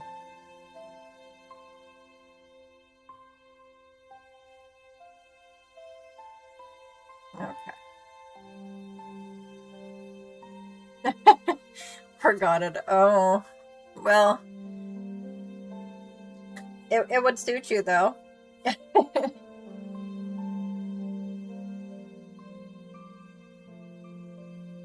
It's a little different though when you do something on purpose. Why did it just blow up my size of my screen out of nowhere, kind of? The computer is doing weird things. I don't know if it's the computer or if it's YouTube itself. But that's only on top chat, so now let's fix that. Why does it keep messing up? Okay, so next time you're not in the lives or on Discord for a couple days, I'm gonna be like, John forgot it about me. Okay. Numbers 19. Then the Lord spoke to Moses and Aaron, saying, This is the statute of the law which the Lord has commanded, saying, Speak to the sons of Israel that they bring you an unblemished red heifer in which is no defect, and on which a yoke has never been placed. You shall give it to Eleazar the priest, and it shall be brought outside the camp and be slaughtered in his presence. Next, Eleazar the priest shall take some of its blood with his finger and sprinkle some of its blood toward the front of the tent of meeting 7 times. Then the heifer shall be burned in his sight, its hide and its flesh and its blood, with its refuse, shall be burned. The priest shall take cedar wood and hyssop and scarlet material and cast it into the midst of the burning heifer. The priest shall then wash his clothes and bathe his body in water, and afterward come into the camp, but the priest shall be unclean until evening. The one who burns it shall also wash his clothes in water and bathe his body in water, and shall be unclean until evening. Now a man who is clean shall gather up the ashes of the heifer and deposit them outside the camp in a clean place, and the congregation of the sons of Israel shall keep it as water to remove impurity. It is purification from sin. The one who gathers the ashes of the heifer shall wash his clothes and be unclean until evening, and it shall be a perpetual statute to the sons of Israel and to the alien who sojourns among them. Then one who touches the corpse of any person shall be unclean for 7 days. That one shall purify himself from uncleanness with the water on the 3rd day and on the 7th day, and then he will be clean. But if he does not purify himself on the 3rd day and on the 7th day, he will not be clean. Anyone who touches a corpse, the body of a man who has died, and does not purify himself, defiles the tabernacle of the Lord, and that person shall be cut off from Israel, because the water for impurity was not sprinkled on him. He shall be unclean, his uncleanness is still on him. This is the law when a man dies in a tent. Everyone who comes into the tent and everyone who is in the tent shall be unclean for 7 days. Every open vessel which has no covering tied down on it shall be unclean. Also, anyone who is in the open field touches one who has been slain with a sword, or who has died naturally, or a human bone, or a grave, shall be unclean for 7 days. Then for the unclean person they shall take some of the ashes of the burnt purification from sin, and flowing water shall be added to them in a vessel. A clean person shall take hyssop and dip it in the water and sprinkle it on the tent and on all the furnishings and on the persons who were there, and on the one who touched the bone, or the one slain, or the one dying naturally, or the grave. Then the clean person shall sprinkle on the unclean on the 3rd day and on the 7th day, and on the 7th day he shall purify him from uncleanness, and he shall wash his clothes and bathe himself in water, and shall be clean by evening. But the man who is unclean and does not purify himself from uncleanness, that person shall be cut off from the midst of the assembly, because he has defiled the sanctuary of the Lord. The water for impurity has not been sprinkled on him, he is unclean. So it shall be a perpetual statute for them, and he who sprinkles the water for impurity shall wash his clothes, and he who touches the water for impurity shall be unclean until evening. Furthermore, anything that the unclean person touches shall be unclean, and the person who touches it shall be unclean until evening. And that was chapter 19 of Numbers. Okay.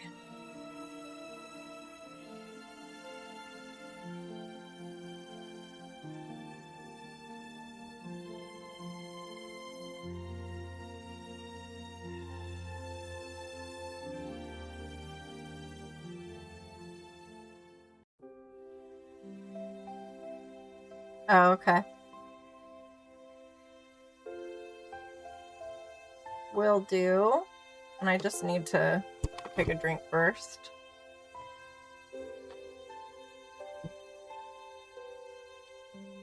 Ooh. Hey, Jer, I just noticed you have gamer in your name too. So does Hugo. What's your favorite game?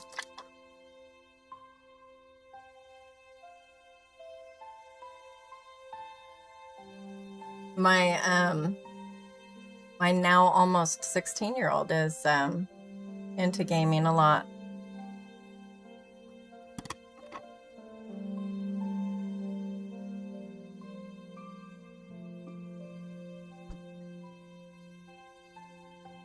We will be headed into Numbers chapter 20. Welcome to those just coming in. God bless you. If you need prayer, please don't hesitate to ask. Oh, you know what happened earlier, Kenny?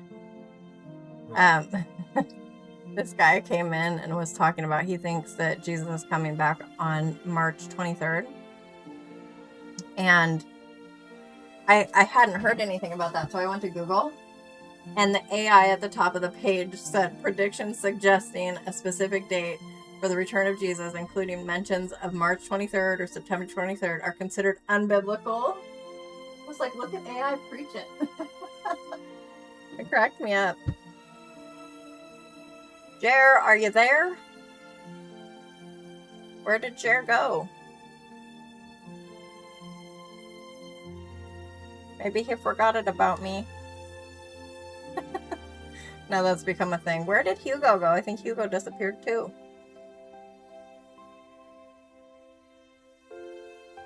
Oh wow, there's comments there that weren't there in the other stream, or at least I didn't notice. One of the ones I like is Isaiah 40:31. Let's pull that up. I know it, I think. I know which one it is. Yeah. Hang on, I have to bring up the proper translation.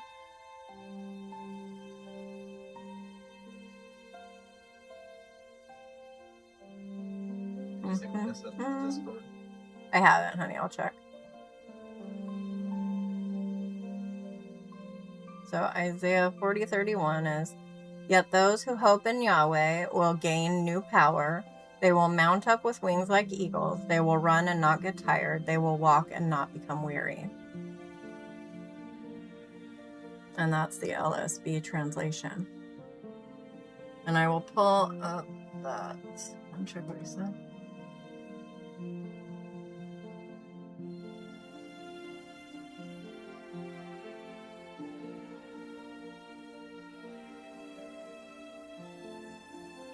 Uh-oh, I didn't see that.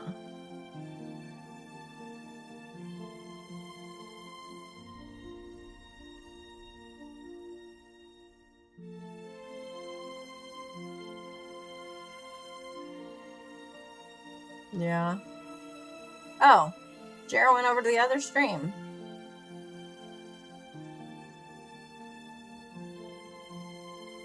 Oh, I was asking what games you like, because you say you're a gamer in your screen name, so I was just wondering what kind of games you like. My 15-year-old plays a lot of video games. All of my kids play some video games, but he's my like gamer kid, you know.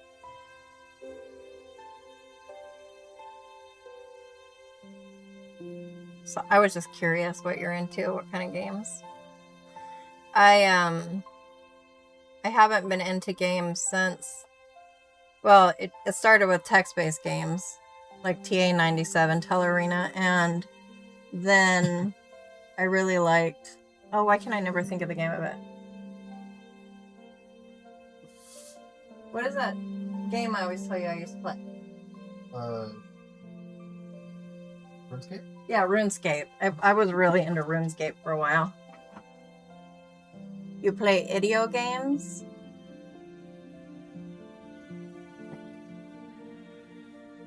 That sounds a little dumb. Unless that's a real thing. I assume you're joking. Did you just spell video games wrong or something? No, it's John, so it could be anything. Okay, Brad, sleep tight and dream sweet.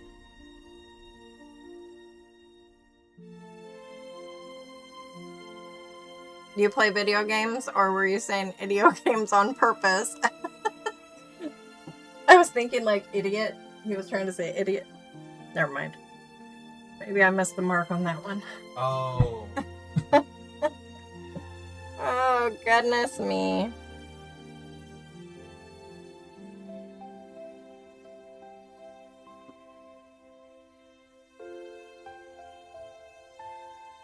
Okay. Oh, Jer said, this is what's odd, Kenna. These...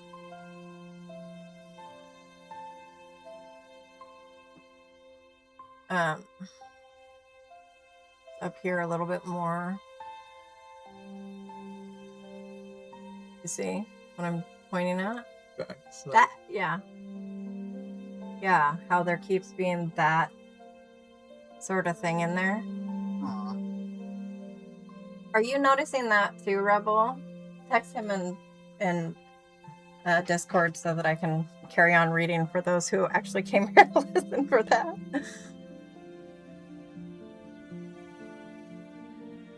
Oh, you play Minecraft? You're playing right now? Yeah, all of my kids have loved Minecraft. It used to blow me away because Kenneth, the one standing here with me, he would make these crazy things with the, what's that red stuff? The Minecraft red stuff that blows things up. TNT. No. Red, it's called red something, right? Redstone. No. It was like you sprinkled it on stuff. It wasn't TNT. When you made those things with the pull down things and all that. The pull down? Levers and stuff that...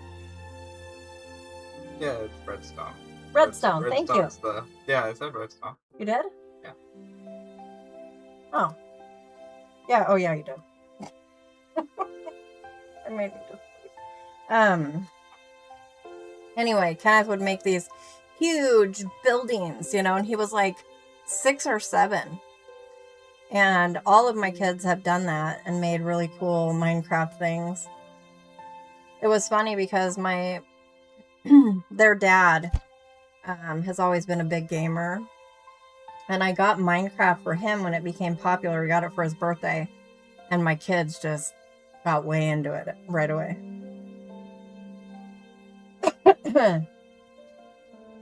Thank you. He's like, yes, it's called redstone. Levers or buttons. Yeah, he would make these things where it could switch and I don't know. It was just all rather brilliant.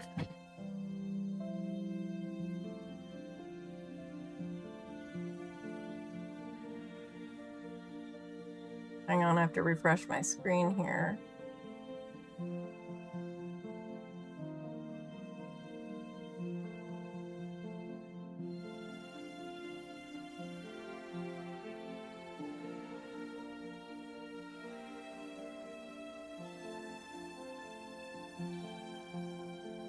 Good. When you were 10 or 11, you made a huge build island on a server. It's called Lifeboat. It's on Bedrock Edition. It's a huge island. Pictures and made it all myself. That's cool. Yeah, they've all done really detailed stuff now. Rebel wants me to hop on voice chat, so I'm gonna go set them. Okay. Get off the screen. Yeah. Okay, so I'm going to continue on reading Numbers in chapter 20 after I take a drink.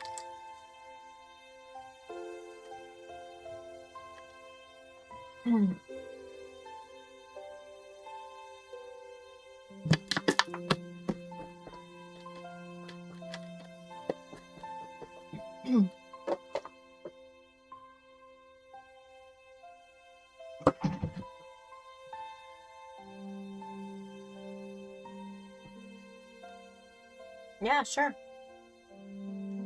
Numbers chapter 20. Then the sons of Israel, the whole congregation, came to the wilderness of Zin in the first month, and the people stayed at Kadesh. Now Miriam died there and was buried there.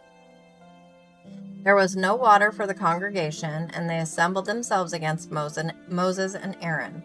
The people thus contended with Moses and spoke, saying, If only we had perished when our brothers perished before the Lord. Why then have you brought the Lord's assembly into this wilderness for us and our beasts to die here? Why have you made us come up from Egypt to bring us into this wretched place? It is not a place of grain or figs or vines or pomegranates, nor is there water to drink.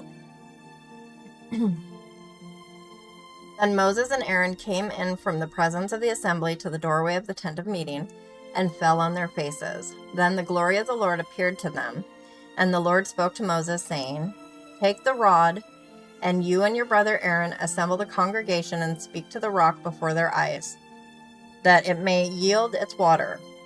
You shall thus bring forth water for them out of the rock, and let the congregation and their beasts drink. So Moses took the rod from before the Lord, just as he had commanded him, and Moses and Aaron gathered the assembly before the rock.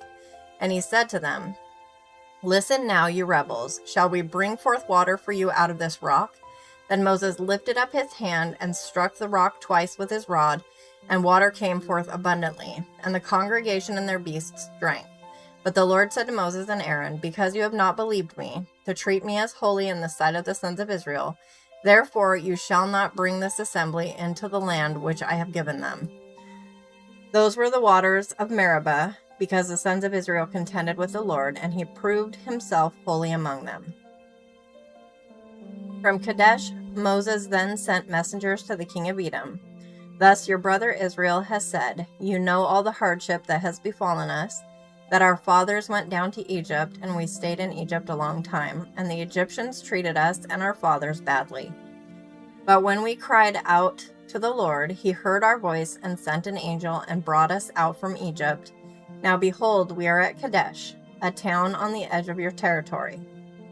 Please let us pass through your land. We will not pass through field or through vineyard. We will not even drink water from a well. We will go along the king's highway, not turning to the right or left until we pass through your territory. Edom, however, said to him, You shall not pass through us, or I will come out with a sword against you.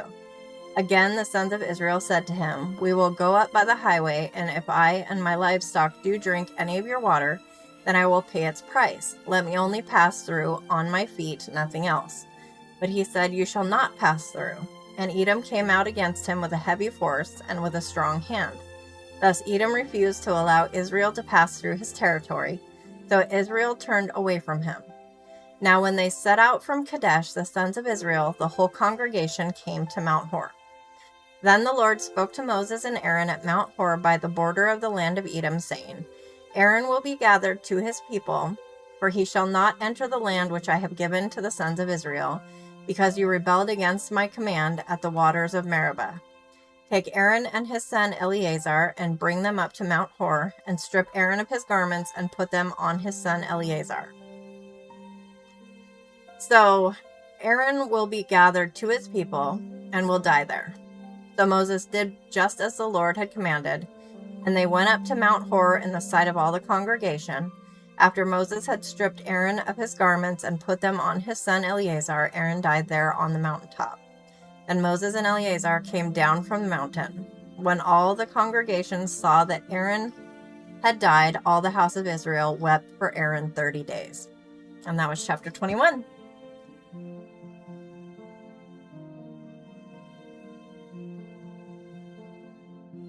Okay, yeah, I'll check it out a little bit later once I'm done with the live. How's everybody doing tonight? If anybody needs prayer, please don't hesitate to ask.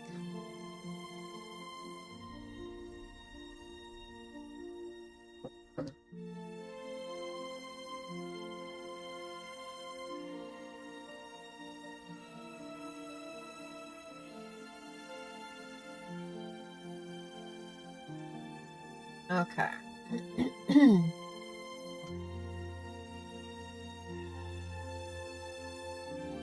When the Canaanite, the king of Arad, who lived in the Negev, heard that Israel was coming by the way of Atharim, then he fought against Israel and took some of them captive. So Israel made a vow to the Lord and said, "If you will indeed deliver this people into my hand, then I will utterly destroy their cities." The Lord heard the voice of Israel and delivered up the Canaanites. Then they utterly destroyed them and their cities. Thus the name of the place was called Hormah. Then they set out from Mount Hor by the way of the Red Sea to go around the land of Edom, and the people became impatient because of the journey. The people spoke against God and Moses, "Who have you brought us up out of Egypt to die in the wilderness?" Why? Sorry, not who. For there is no food and no water, and we loathe this miserable food. The Lord sent fiery serpents among the people, and they bit the people, so that many people of Israel died. So the people came to Moses and said, "We have sinned because we have spoken against the Lord and you. Intercede with the Lord that he may remove the serpents from us." And Moses interceded for the people. Then the Lord said to Moses, "Make a fiery serpent and set it on a standard, and it shall come about that everyone who is bitten, when he looks at it, he will live." And Moses made a bronze serpent and set it on the standard, and it came about that if a serpent bit any man, when he looked to the bronze serpent, he lived. Now the sons of Israel moved out and camped in Oboth. They journeyed from Oboth and camped at Abarim in the wilderness, which is opposite Moab, to the east. From there they set out and camped in Wadi Zered. From there they journeyed and camped on the other side of the Arnon, which is in the wilderness that comes out of the border of the Amorites, goodness. For the Arnon is the border of Moab, between Moab and the Amorites. Therefore it is said in the book of the wars of the Lord, Wahab the Suphah, and the wadis of the Arnon, and the slope of the wadis that extends to the side of Ar, and leans to the border of Moab. From there they continued to Beer. That is the well where the Lord said to Moses, "Assemble the people that I may give them water." Then Israel sang this song, "Spring up, O well, sing to it.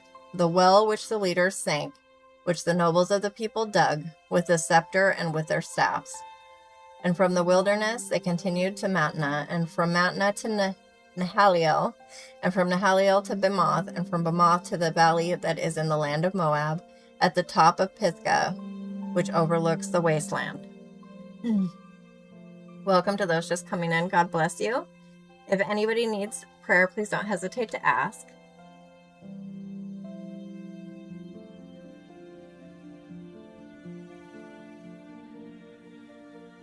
Then Israel sent messengers to Sihon, king of the Amorites, saying, "Let me pass through your land. We will not turn off into field or vineyard. We will not drink water from wells. We will go by the king's highway until we have passed through your border." But Sihon would not permit Israel to pass through his border.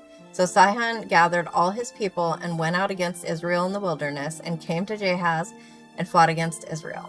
Then Israel struck him with the edge of the sword and took possession of his land from the Arnon to the Jabbok, or the Jabbok, I don't know, as far as the sons of Ammon. I usually just say Ammon. For the border of the sons of Ammon was Jazer. Israel took all these cities, and Israel lived in all the cities of the Amorites, in Heshbon and in all her villages.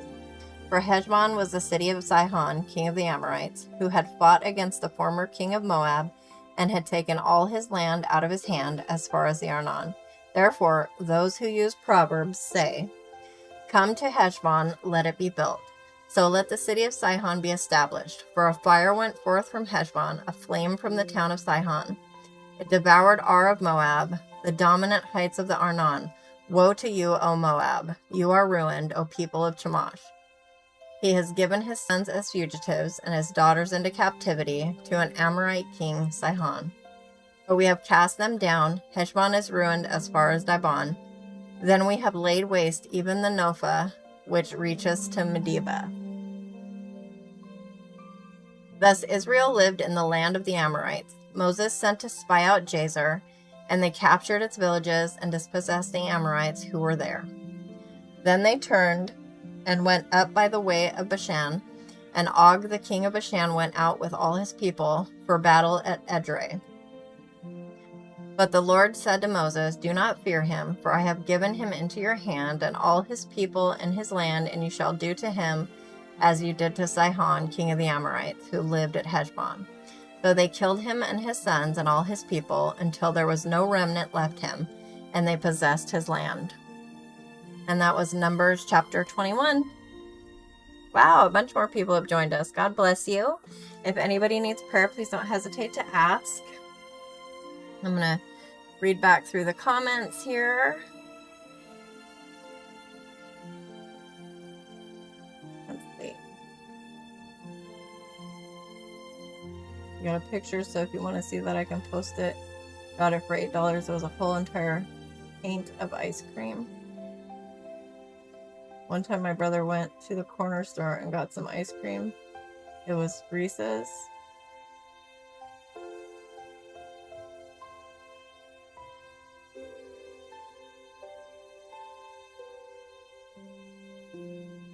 Huh. Katrina! How are you? I thought maybe you were asleep. No such luck, huh?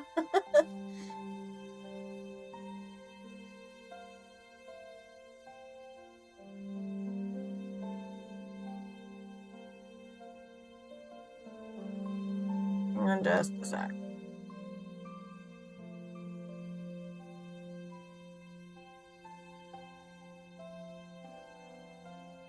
I don't think I ever saw your YouTube picture, or did you change it, Katrina? Because I don't recognize that. It's cute.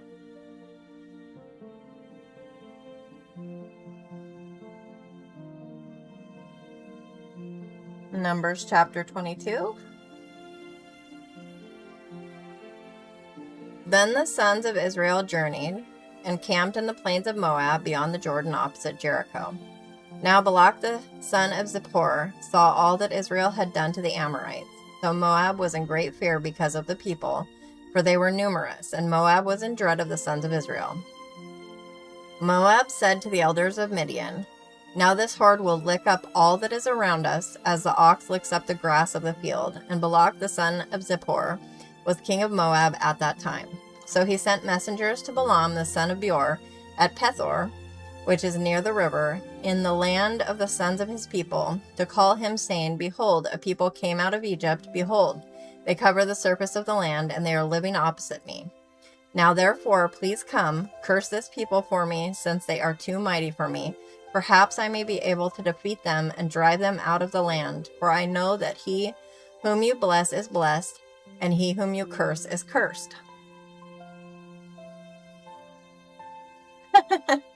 That's okay. Keep people guessing, right, Katrina? Actually, now that you say Pomeranian, I feel like we had this conversation once before. My brain is just fried.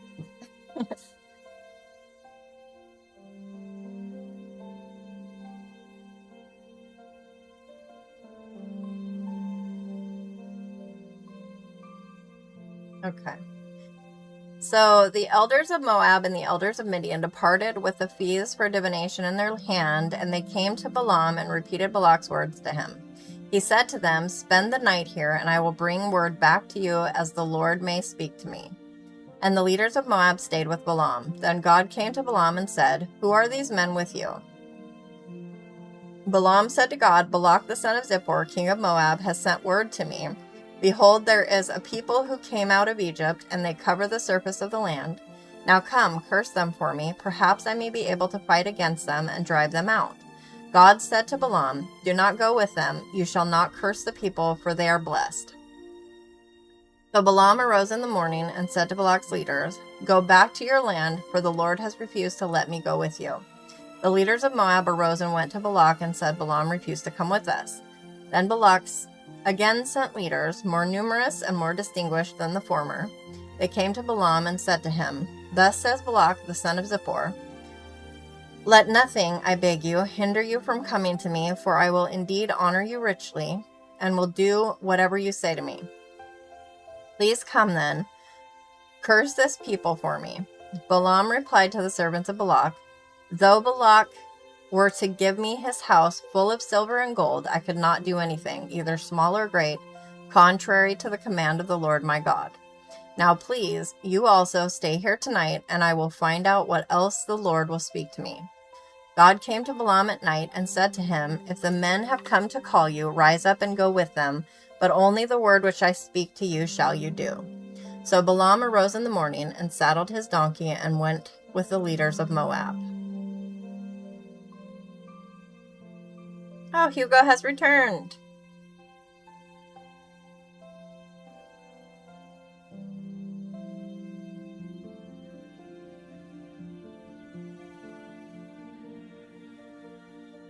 Oh, decorating for another party. Fun stuff. I like doing, but it does take forever. A lot of work. But God was angry because he was going, and the angel of the Lord took his stand in the way as an adversary against him. Now he was riding on his donkey, and his 2 servants were with him. When the donkey saw the angel of the Lord standing in the way with his drawn sword in his hand, the donkey turned off from the way and went into the field. But Balaam struck the donkey to turn her back into the way. Then the angel of the Lord stood in a narrow path of the vineyards with a wall on this side and a wall on that side. When the donkey saw the angel of the Lord, she pressed herself to the wall and pressed Balaam's foot against the wall, so he struck her again. The angel of the Lord went further and stood in a narrow place where there was no way to turn to the right hand or the left. When the donkey saw the angel of the Lord, she lay down under Balaam. So Balaam was angry and struck the donkey with a stick. And the Lord opened the mouth of the donkey, and she said to Balaam, What have I done to you that you have struck me these 3 times? Then Balaam said to the donkey, Because you have made a mockery of me. If there had been a sword in my hand, I would have killed you by now. The donkey said to Balaam, Am I not your donkey on which you have ridden all your life to this day? Have I ever been accustomed to do so to you? And he said, No. Then the Lord opened the eyes of Balaam, and he saw the angel of the Lord standing in the way with his drawn sword in his hand. And he bowed all the way to the ground. The angel of the Lord said to him, Why have you struck your donkey these 3 times? Behold, I have come out as an adversary, because your way was contrary to me. The donkey saw me and turned aside from me these 3 times. If she had not turned aside from me, I would surely have killed you just now and let her live. Balaam said to the angel of the Lord, I have sinned, for I did not know that you were standing in the way against me. Now then, if it is displeasing to you, I will turn back. But the angel of the Lord said to Balaam, Go with the men, but you shall speak only the word which I tell you. So Balaam went along with the leaders of Balak. When Balak heard that Balaam was coming, he went out to meet him at the city of Moab, which is on the Arnon border, at the extreme end of the border. Then Balak said to Balaam, Did I not urgently send to you to call you? Why did you not come to me? Am I really unable to honor you? So Balaam said to Balak, Behold, I have come now to you. Am I able to speak anything at all? The word that God puts in my mouth, that I shall speak. And Balaam went with Balak. Goodness. went with Balak, and they came to Kiriath Huzoth. Balak sacrificed oxen and sheep and sent some to Balaam and the leaders who were with him. Then it came about in the morning that Balak took Balaam and brought him up to the high places of Baal, and he saw from there a portion of the people. And that was Numbers chapter 22.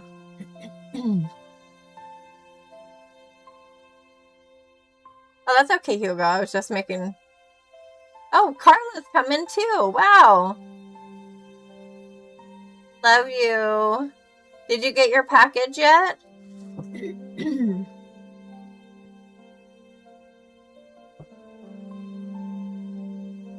I'm so glad you guys came and checked in, because I mentioned earlier, I said, oh, Carla's here, not here, Katrina's not here, but we have quite a few people here who hadn't been in a while, so.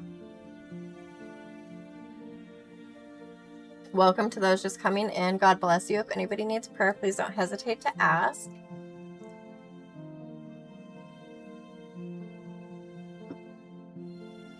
I'm going to take a drink real quick.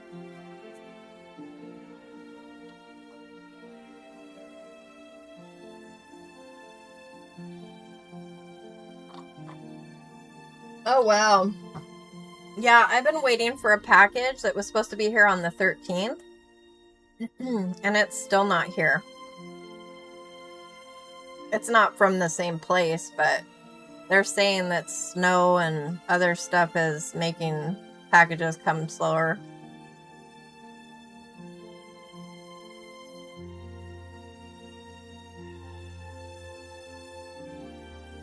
Okay.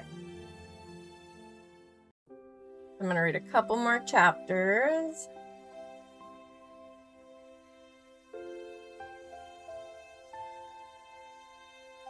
That part about the donkey cracks me up because the donkey speaks and he just answers the donkey instead of being like, whoa, this donkey is talking. Kind of funny to me.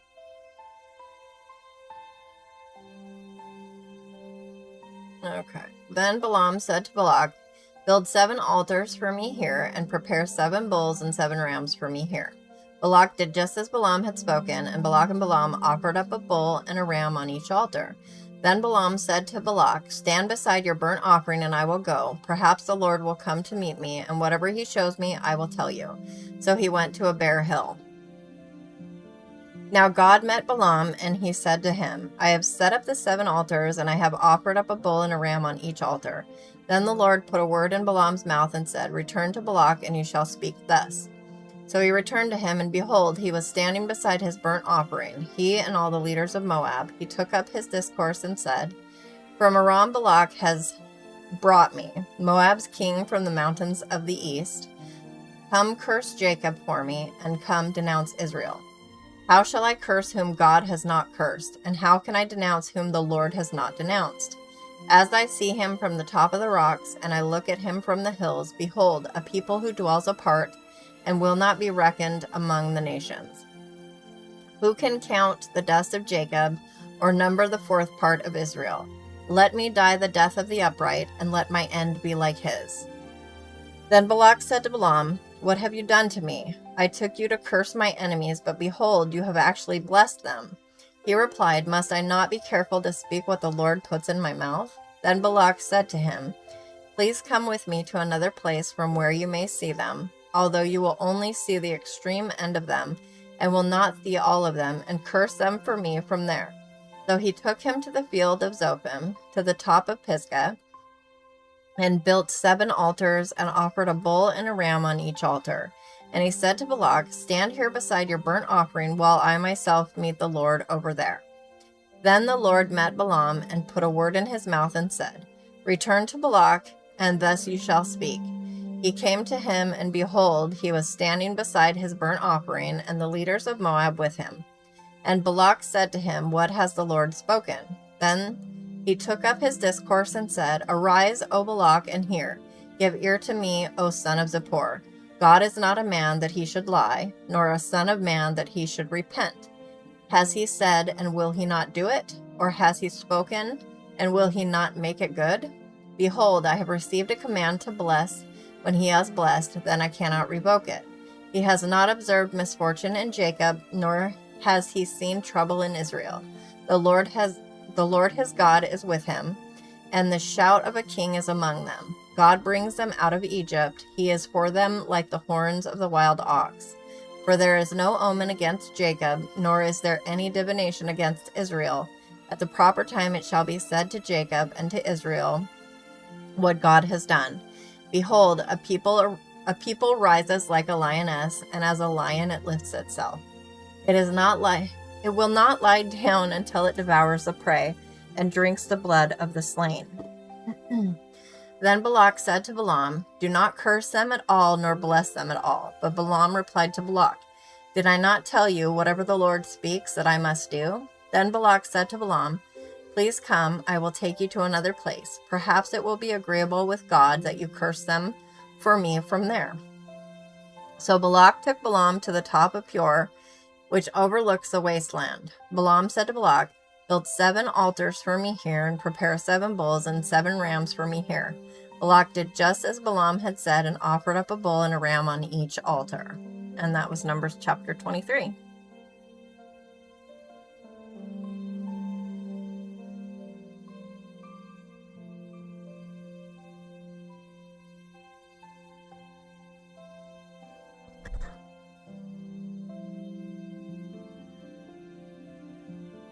Hi. Oh, thank you. Here, I'm going to give you something to take back as soon as I check and make sure it's the right size. I need this. Oh, yeah. Oh, yeah, that should be great. Okay, so I'm going to give you a piece of cardstock to give to Kenna to put in the printer. But I'm not going to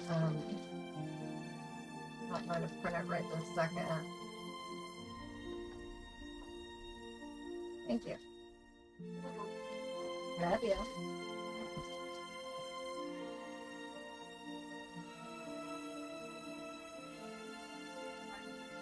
What? Is that where you were hollering about earlier? Yeah, it sounded like you were very excited. Good. Can you bring Weezy in? Yes. Okay, thank you. Oh, you were in the... Yeah, I had a stream going, and I was the only one in it, because I go in it to read your guys' comments, because I can't see them on my phone. So I had to restart it, because for 15 minutes, there was nobody in there. So that's why you were probably confused. Sleep tight and dream sweet, Carla. Love you.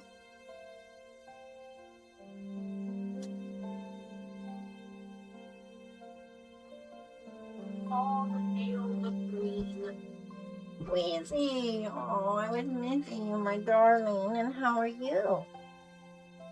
Pretty baby.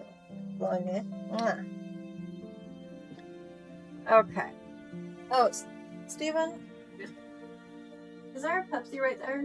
Up on top? No. Yeah. Okay. Is it outside the door then?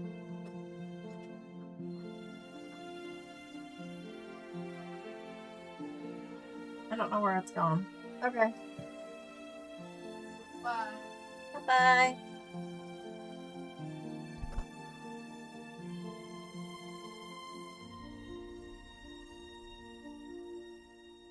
Okay.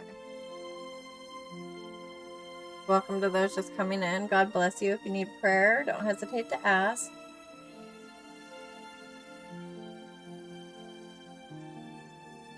When Balaam saw that it pleased the Lord to bless Israel, he did not go, as at other times, to seek omens, but he set his face toward the wilderness. And Balaam lifted up his eyes and saw Israel camping tribe by tribe, and the Spirit of God came upon him.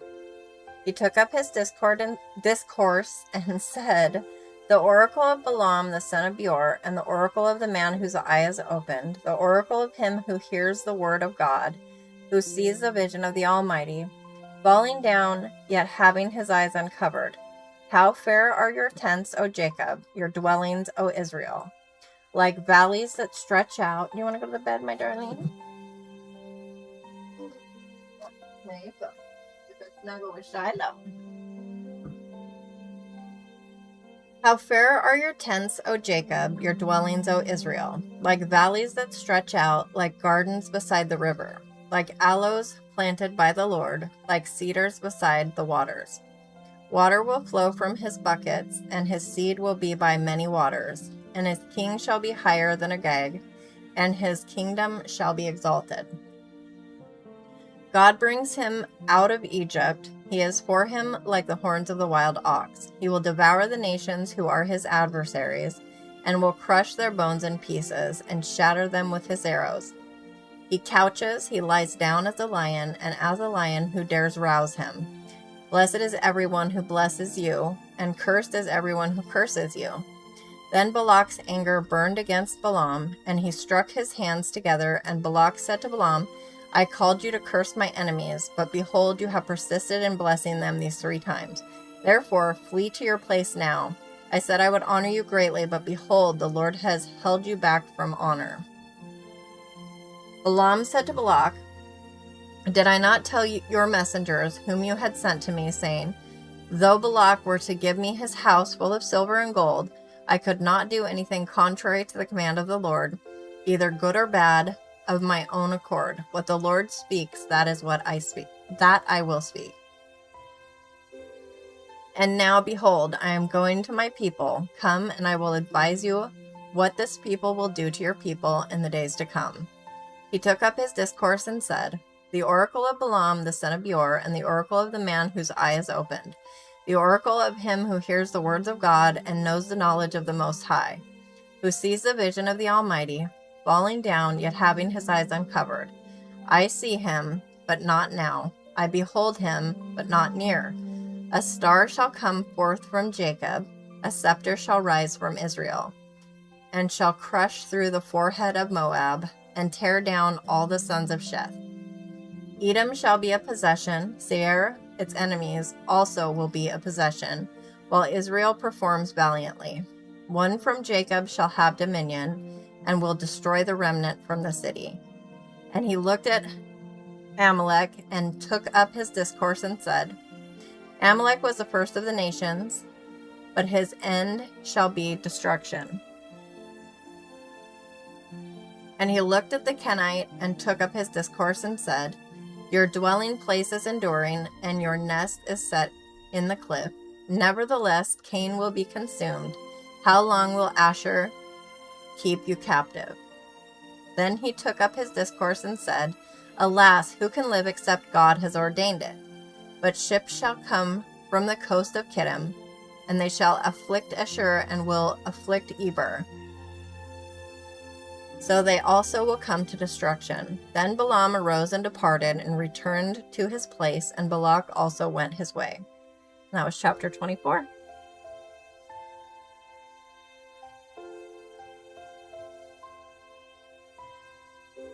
That's okay, you go.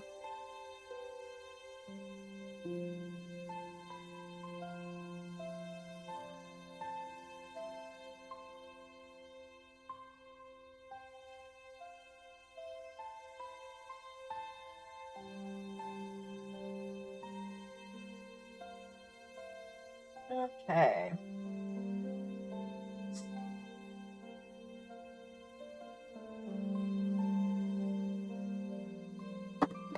Welcome to those just coming in. God bless you. If anybody needs prayer, please don't hesitate to ask.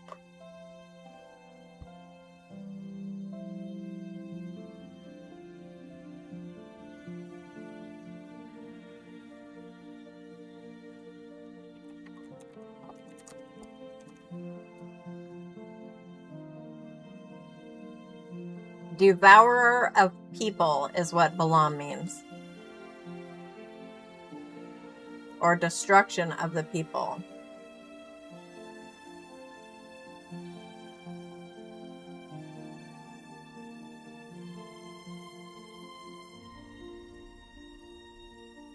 Okay.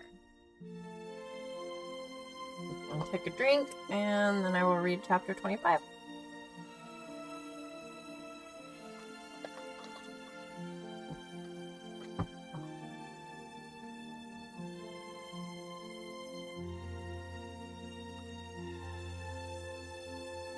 Actually, I'm going to send a print real quick over to my printer that's in Kenneth's room. I keep telling him to bring it into my room, but we need a separate cord for it.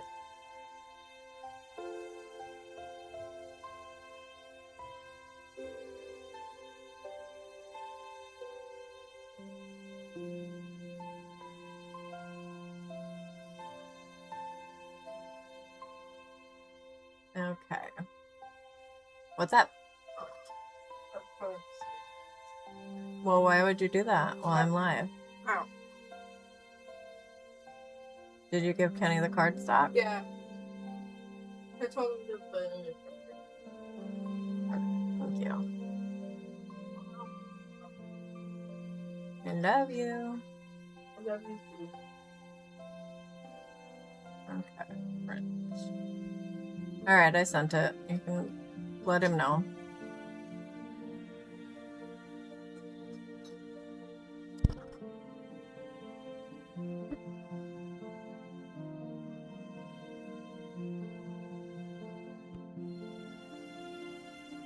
While Israel remained at Shittim, the people began to play the harlot with the daughters of Moab. For they invited the people to the sacrifices of their gods, and the people ate and bowed down to their gods. So Israel joined themselves to Baal of Peor, and the Lord was angry against Israel. The Lord said to Moses, "Take all the leaders of the people and execute them in broad daylight before the Lord, so that the fierce anger of the Lord may turn away from Israel." So Moses said to the judges of Israel, "Each of you slay his men who have joined themselves to Baal of Peor." Then behold, one of the sons of Israel came and brought to his relatives a Midianite woman, in the sight of Moses and in the sight of all the congregation of the sons of Israel, while they were weeping at the doorway of the tent of meeting. When Phinehas, the son of Eleazar, the son of Aaron the priest, saw it, he arose from the midst of the congregation and took a spear in his hand, and he went after the man of Israel into the tent and pierced both of them through, the man of Israel and the woman, through the body. So the plague on the sons of Israel was checked. Those who died by the plague were 24,000. Then the Lord spoke to Moses, saying, "Phinehas, the son of Eleazar, the son of Aaron the priest, has turned away my wrath from the sons of Israel, in that he was jealous with my jealousy among them, so that I did not destroy the sons of Israel in my jealousy.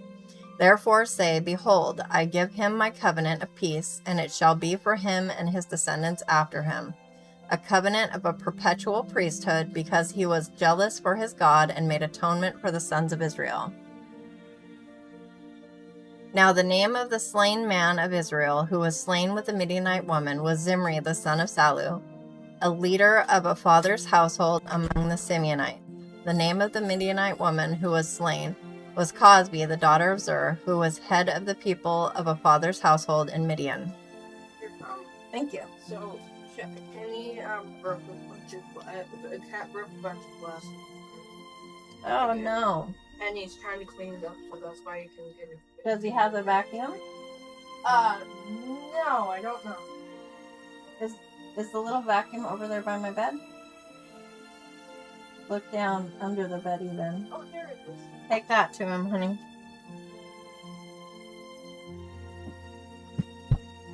Okay.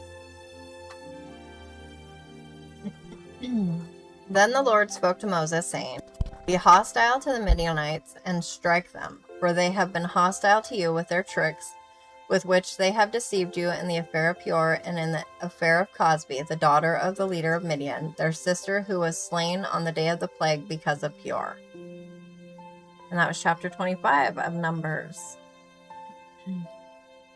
Wow, more people joining. God bless you and welcome. If you need prayer, please don't hesitate to ask. Excuse me. I'm going to take a drink and then I will read another chapter.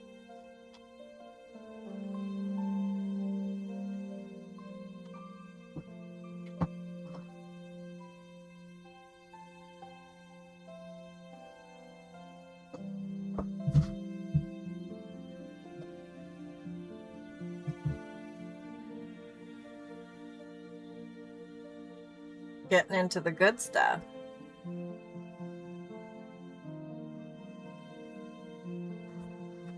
Hey, did they break? One of the parfait glasses. I think that's the last of the ones we had. Yeah. He gave you the vacuum. Yeah, he did make them end up. Just making sure I didn't have glass. My feet felt wet. Oh, yeah. Did you vacuum your feet? I did. Oh, we I didn't, just I noticed didn't you. step in it. Oh, okay. They After I vacuum with broken glass, then I take down paper towels and wipe across it, Yeah, because I don't get up any little I things. set up. Oh, Weezy was happy to see you. Then it came about after the plague that the Lord spoke to Moses and to Eleazar the son of Aaron the priest, saying, Take a census of all the congregation of the sons of Israel from 20 years old and upward, by their fathers' households, whoever is able to go out to war in Israel. So Moses and Eleazar the priest spoke with them in the plains of Moab by the Jordan at Jericho, saying, Take a census of the people from 20 years old and upward, as the Lord has commanded Moses. Now the sons of Israel who came out of the land of Egypt were Reuben, Israel's firstborn, the sons of Reuben, of Hanok, the family of the Hanokites, of Palu, the family of the Paluites, of Hezron, the family of the Hezronites, of Carmi, the family of the Carmites. These are the families of the Reubenites, and those who were numbered of them were 43,730. The son of Palu, Eliab, the sons of Eliab, Nemuel, and Dathan, and Abiram. These are the Dathan and Abiram who were called by the congregation, who contended against Moses and against Aaron in the company of Korah, when they contended against the Lord, and the earth opened its mouth and swallowed them up along with Korah. When that company died, when the fire devoured 250 men, so that they became a warning, the sons of Korah, however, did not die. Gracie, what's wrong, honey? You were happy to see Kenny and Hikla? Come here. Oh, you always could snuggle me. I love you. The sons of Simeon, according to their families, of Nemuel, the family of the Nemuelites, of Jamin, the family of the Jaminites, of Jachin, the family of the Jachinites, of Zerah, the family of the Zerahites, of Shaul, the family of the Shaulites. These are the families of the Simeonites, 22,200. The sons of Gad, according to their families, of Zephron, the family of the Zephonites. Sorry, it was Zephon, not Zephron. Of Haggai, the family of the Haggites. Of Shunai, the family of the Shunites. Of Osri, the family of the Osnites. Of Eri, the family of the Erites. Of Arad, the family of the Aradites. Of Areli, the family of the Arelites. These are the families of the sons of Gad, according to those who were numbered of them, 40,500. The sons of Judah were and Onan, but and Onan died in the land of Canaan. The sons of Judah, according to their families, were of Shelah, the family of the Shelonites, of Perez, the family of the Perizzites, of Zerah, the family of the Zerahites. The sons of Perez were of Hezron, the family of the Hezronites, of Hamul, the family of the Hamalites. These are the families of Judah, according to those who were numbered of them, 76,500. The sons of Issachar, according to their families, of Tola, the family of the Tolites. You're easy, you're so sweet. Of Puvah, the family of the Punites.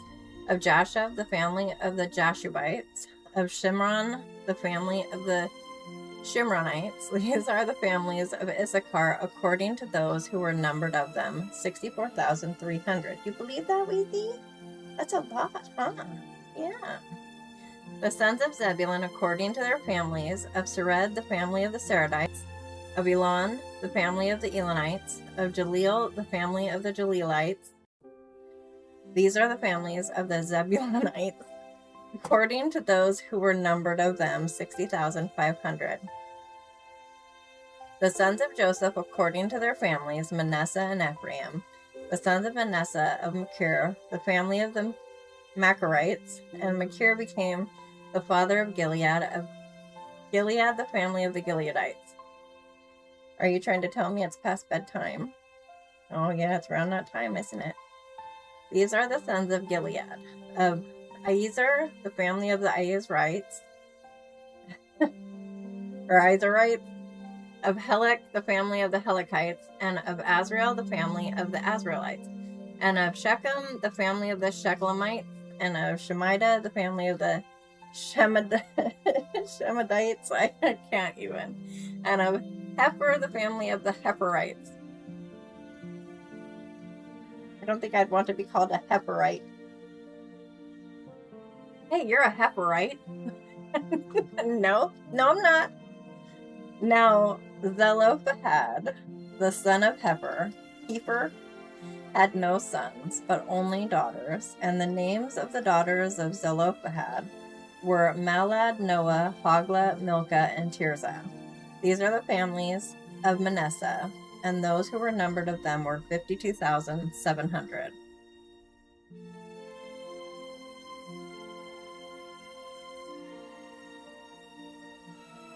These are the sons of Ephraim, according to their families of Shuthelah, the family of the Shuthelahites of Becher, the family of the Beecherites of Tahan, the family of the Tahanites.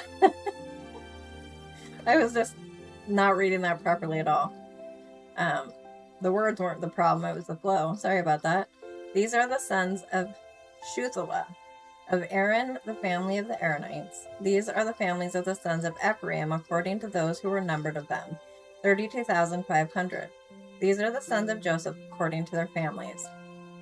The sons of Benjamin, according to their families. Of Bela, the family of the Belaites. Of Ashbel, the family of the Ashbelites. Of Ahiram, the family of the Hiramites. Of Shaphupham, the family of the Shuphamites. the Shuphamites. Of Hupham, the family of the Huphamites. The sons of Bela were Ard and Naaman. Of Ard, the family of the Ardites. Of Naaman, the family of the Naamites. These are the sons of Benjamin, according to their families, and those who were numbered of them were 45,600.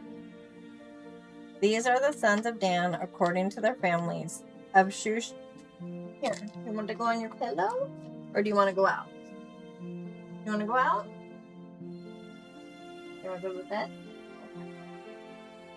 These are the sons of Dan, according to their families. Of Shuham, the family of the Shuhamites. These are the families of Dan, according to their families. All the families of the Shuhamites, according to those who were numbered of them, were 64,400. The sons of Asher, according to their families. Of Imnah, the family of the Imnites. Of Ishvi, the family of the Ishvites. Of Beriah, the family of the Berites. Of the sons of Beriah. Of Heber, the family of the Heberites. Of Malchiel, the family of the Malchielites. The name of the daughter of Asher was Sarah. These are the families of the sons of Asher, according to those who were numbered of them, 53,400. The sons of Naphtali, according to their families. Of Jaziel, the family of the Jazielites. Of Guni, the family of the Gunites. Of Jezer, the family of the Jezerites. Of Shillem, the family of the Shillemites. These are the families of Naphtali, according to their families, and those who were numbered of them were 45,400. These are those who were numbered of the sons of Israel, 601,730. Then the Lord spoke to Moses, saying, Among these the land shall be divided for an inheritance according to the number of names. To the larger group you shall increase their inheritance, and to the smaller group you shall diminish their inheritance. Each shall be given their inheritance according to those who were numbered of them. But the land shall be divided by lot. They shall receive their inheritance according to the names of the tribes of their fathers. According to the selection by lot, their inheritance shall be divided between the larger and the smaller groups. These are those who were numbered of the Levites according to their families. Of Gershon, the family of the Gershonites. Of Kohath, the family of the Kohathites. Of Merari, the family of the Merarites. These are the families of Levi. The family of the Libnites, the family of the Hebronites, the family of the Malites, the family of the Mushites, the family of the Korahites. Kohath became the father of Amram. The name of Amram's wife was Jochebed, the daughter of Levi, who was born to Levi in Egypt, and she bore to Amram Aaron and Moses and their sister Miriam. To Aaron were born Nadab and Abihu, Eleazar and Ithamar. But Nadab and Abihu died when they offered strange fire before the Lord. Those who were numbered of them were 23,000, every male from a month old and upward, for they were not numbered among the sons of Israel, since no inheritance was given to them among the sons of Israel. These are those who were numbered by Moses and Eleazar the priest, who numbered the sons of Israel in the plains of Moab by the Jordan at Jericho. But among these there was not a man of those who were numbered by Moses and Aaron the priest, who numbered the sons of Israel in the wilderness of Sinai. For the Lord had said of them, They shall surely die in the wilderness.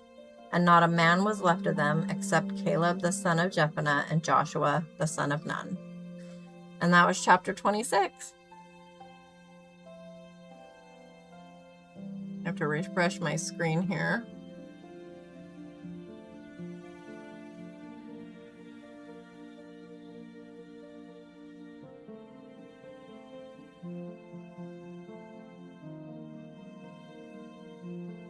Okay. Yeah, it looks like everybody is just being quiet. I just wanted to make sure that my comments didn't go kablooey. But I do think I am going to call it there for the night because I am just exhausted. And there's a lot more names coming up, so I want to be on top of my game to, mess them up of my own right? Yeah, Hugo, I'm gonna too. Okay. Yeah, I'll check it before I go to bed. God bless each of you. Thank you for being here. Sleep tight and dream sweet, and have a good day tomorrow. Bye-bye.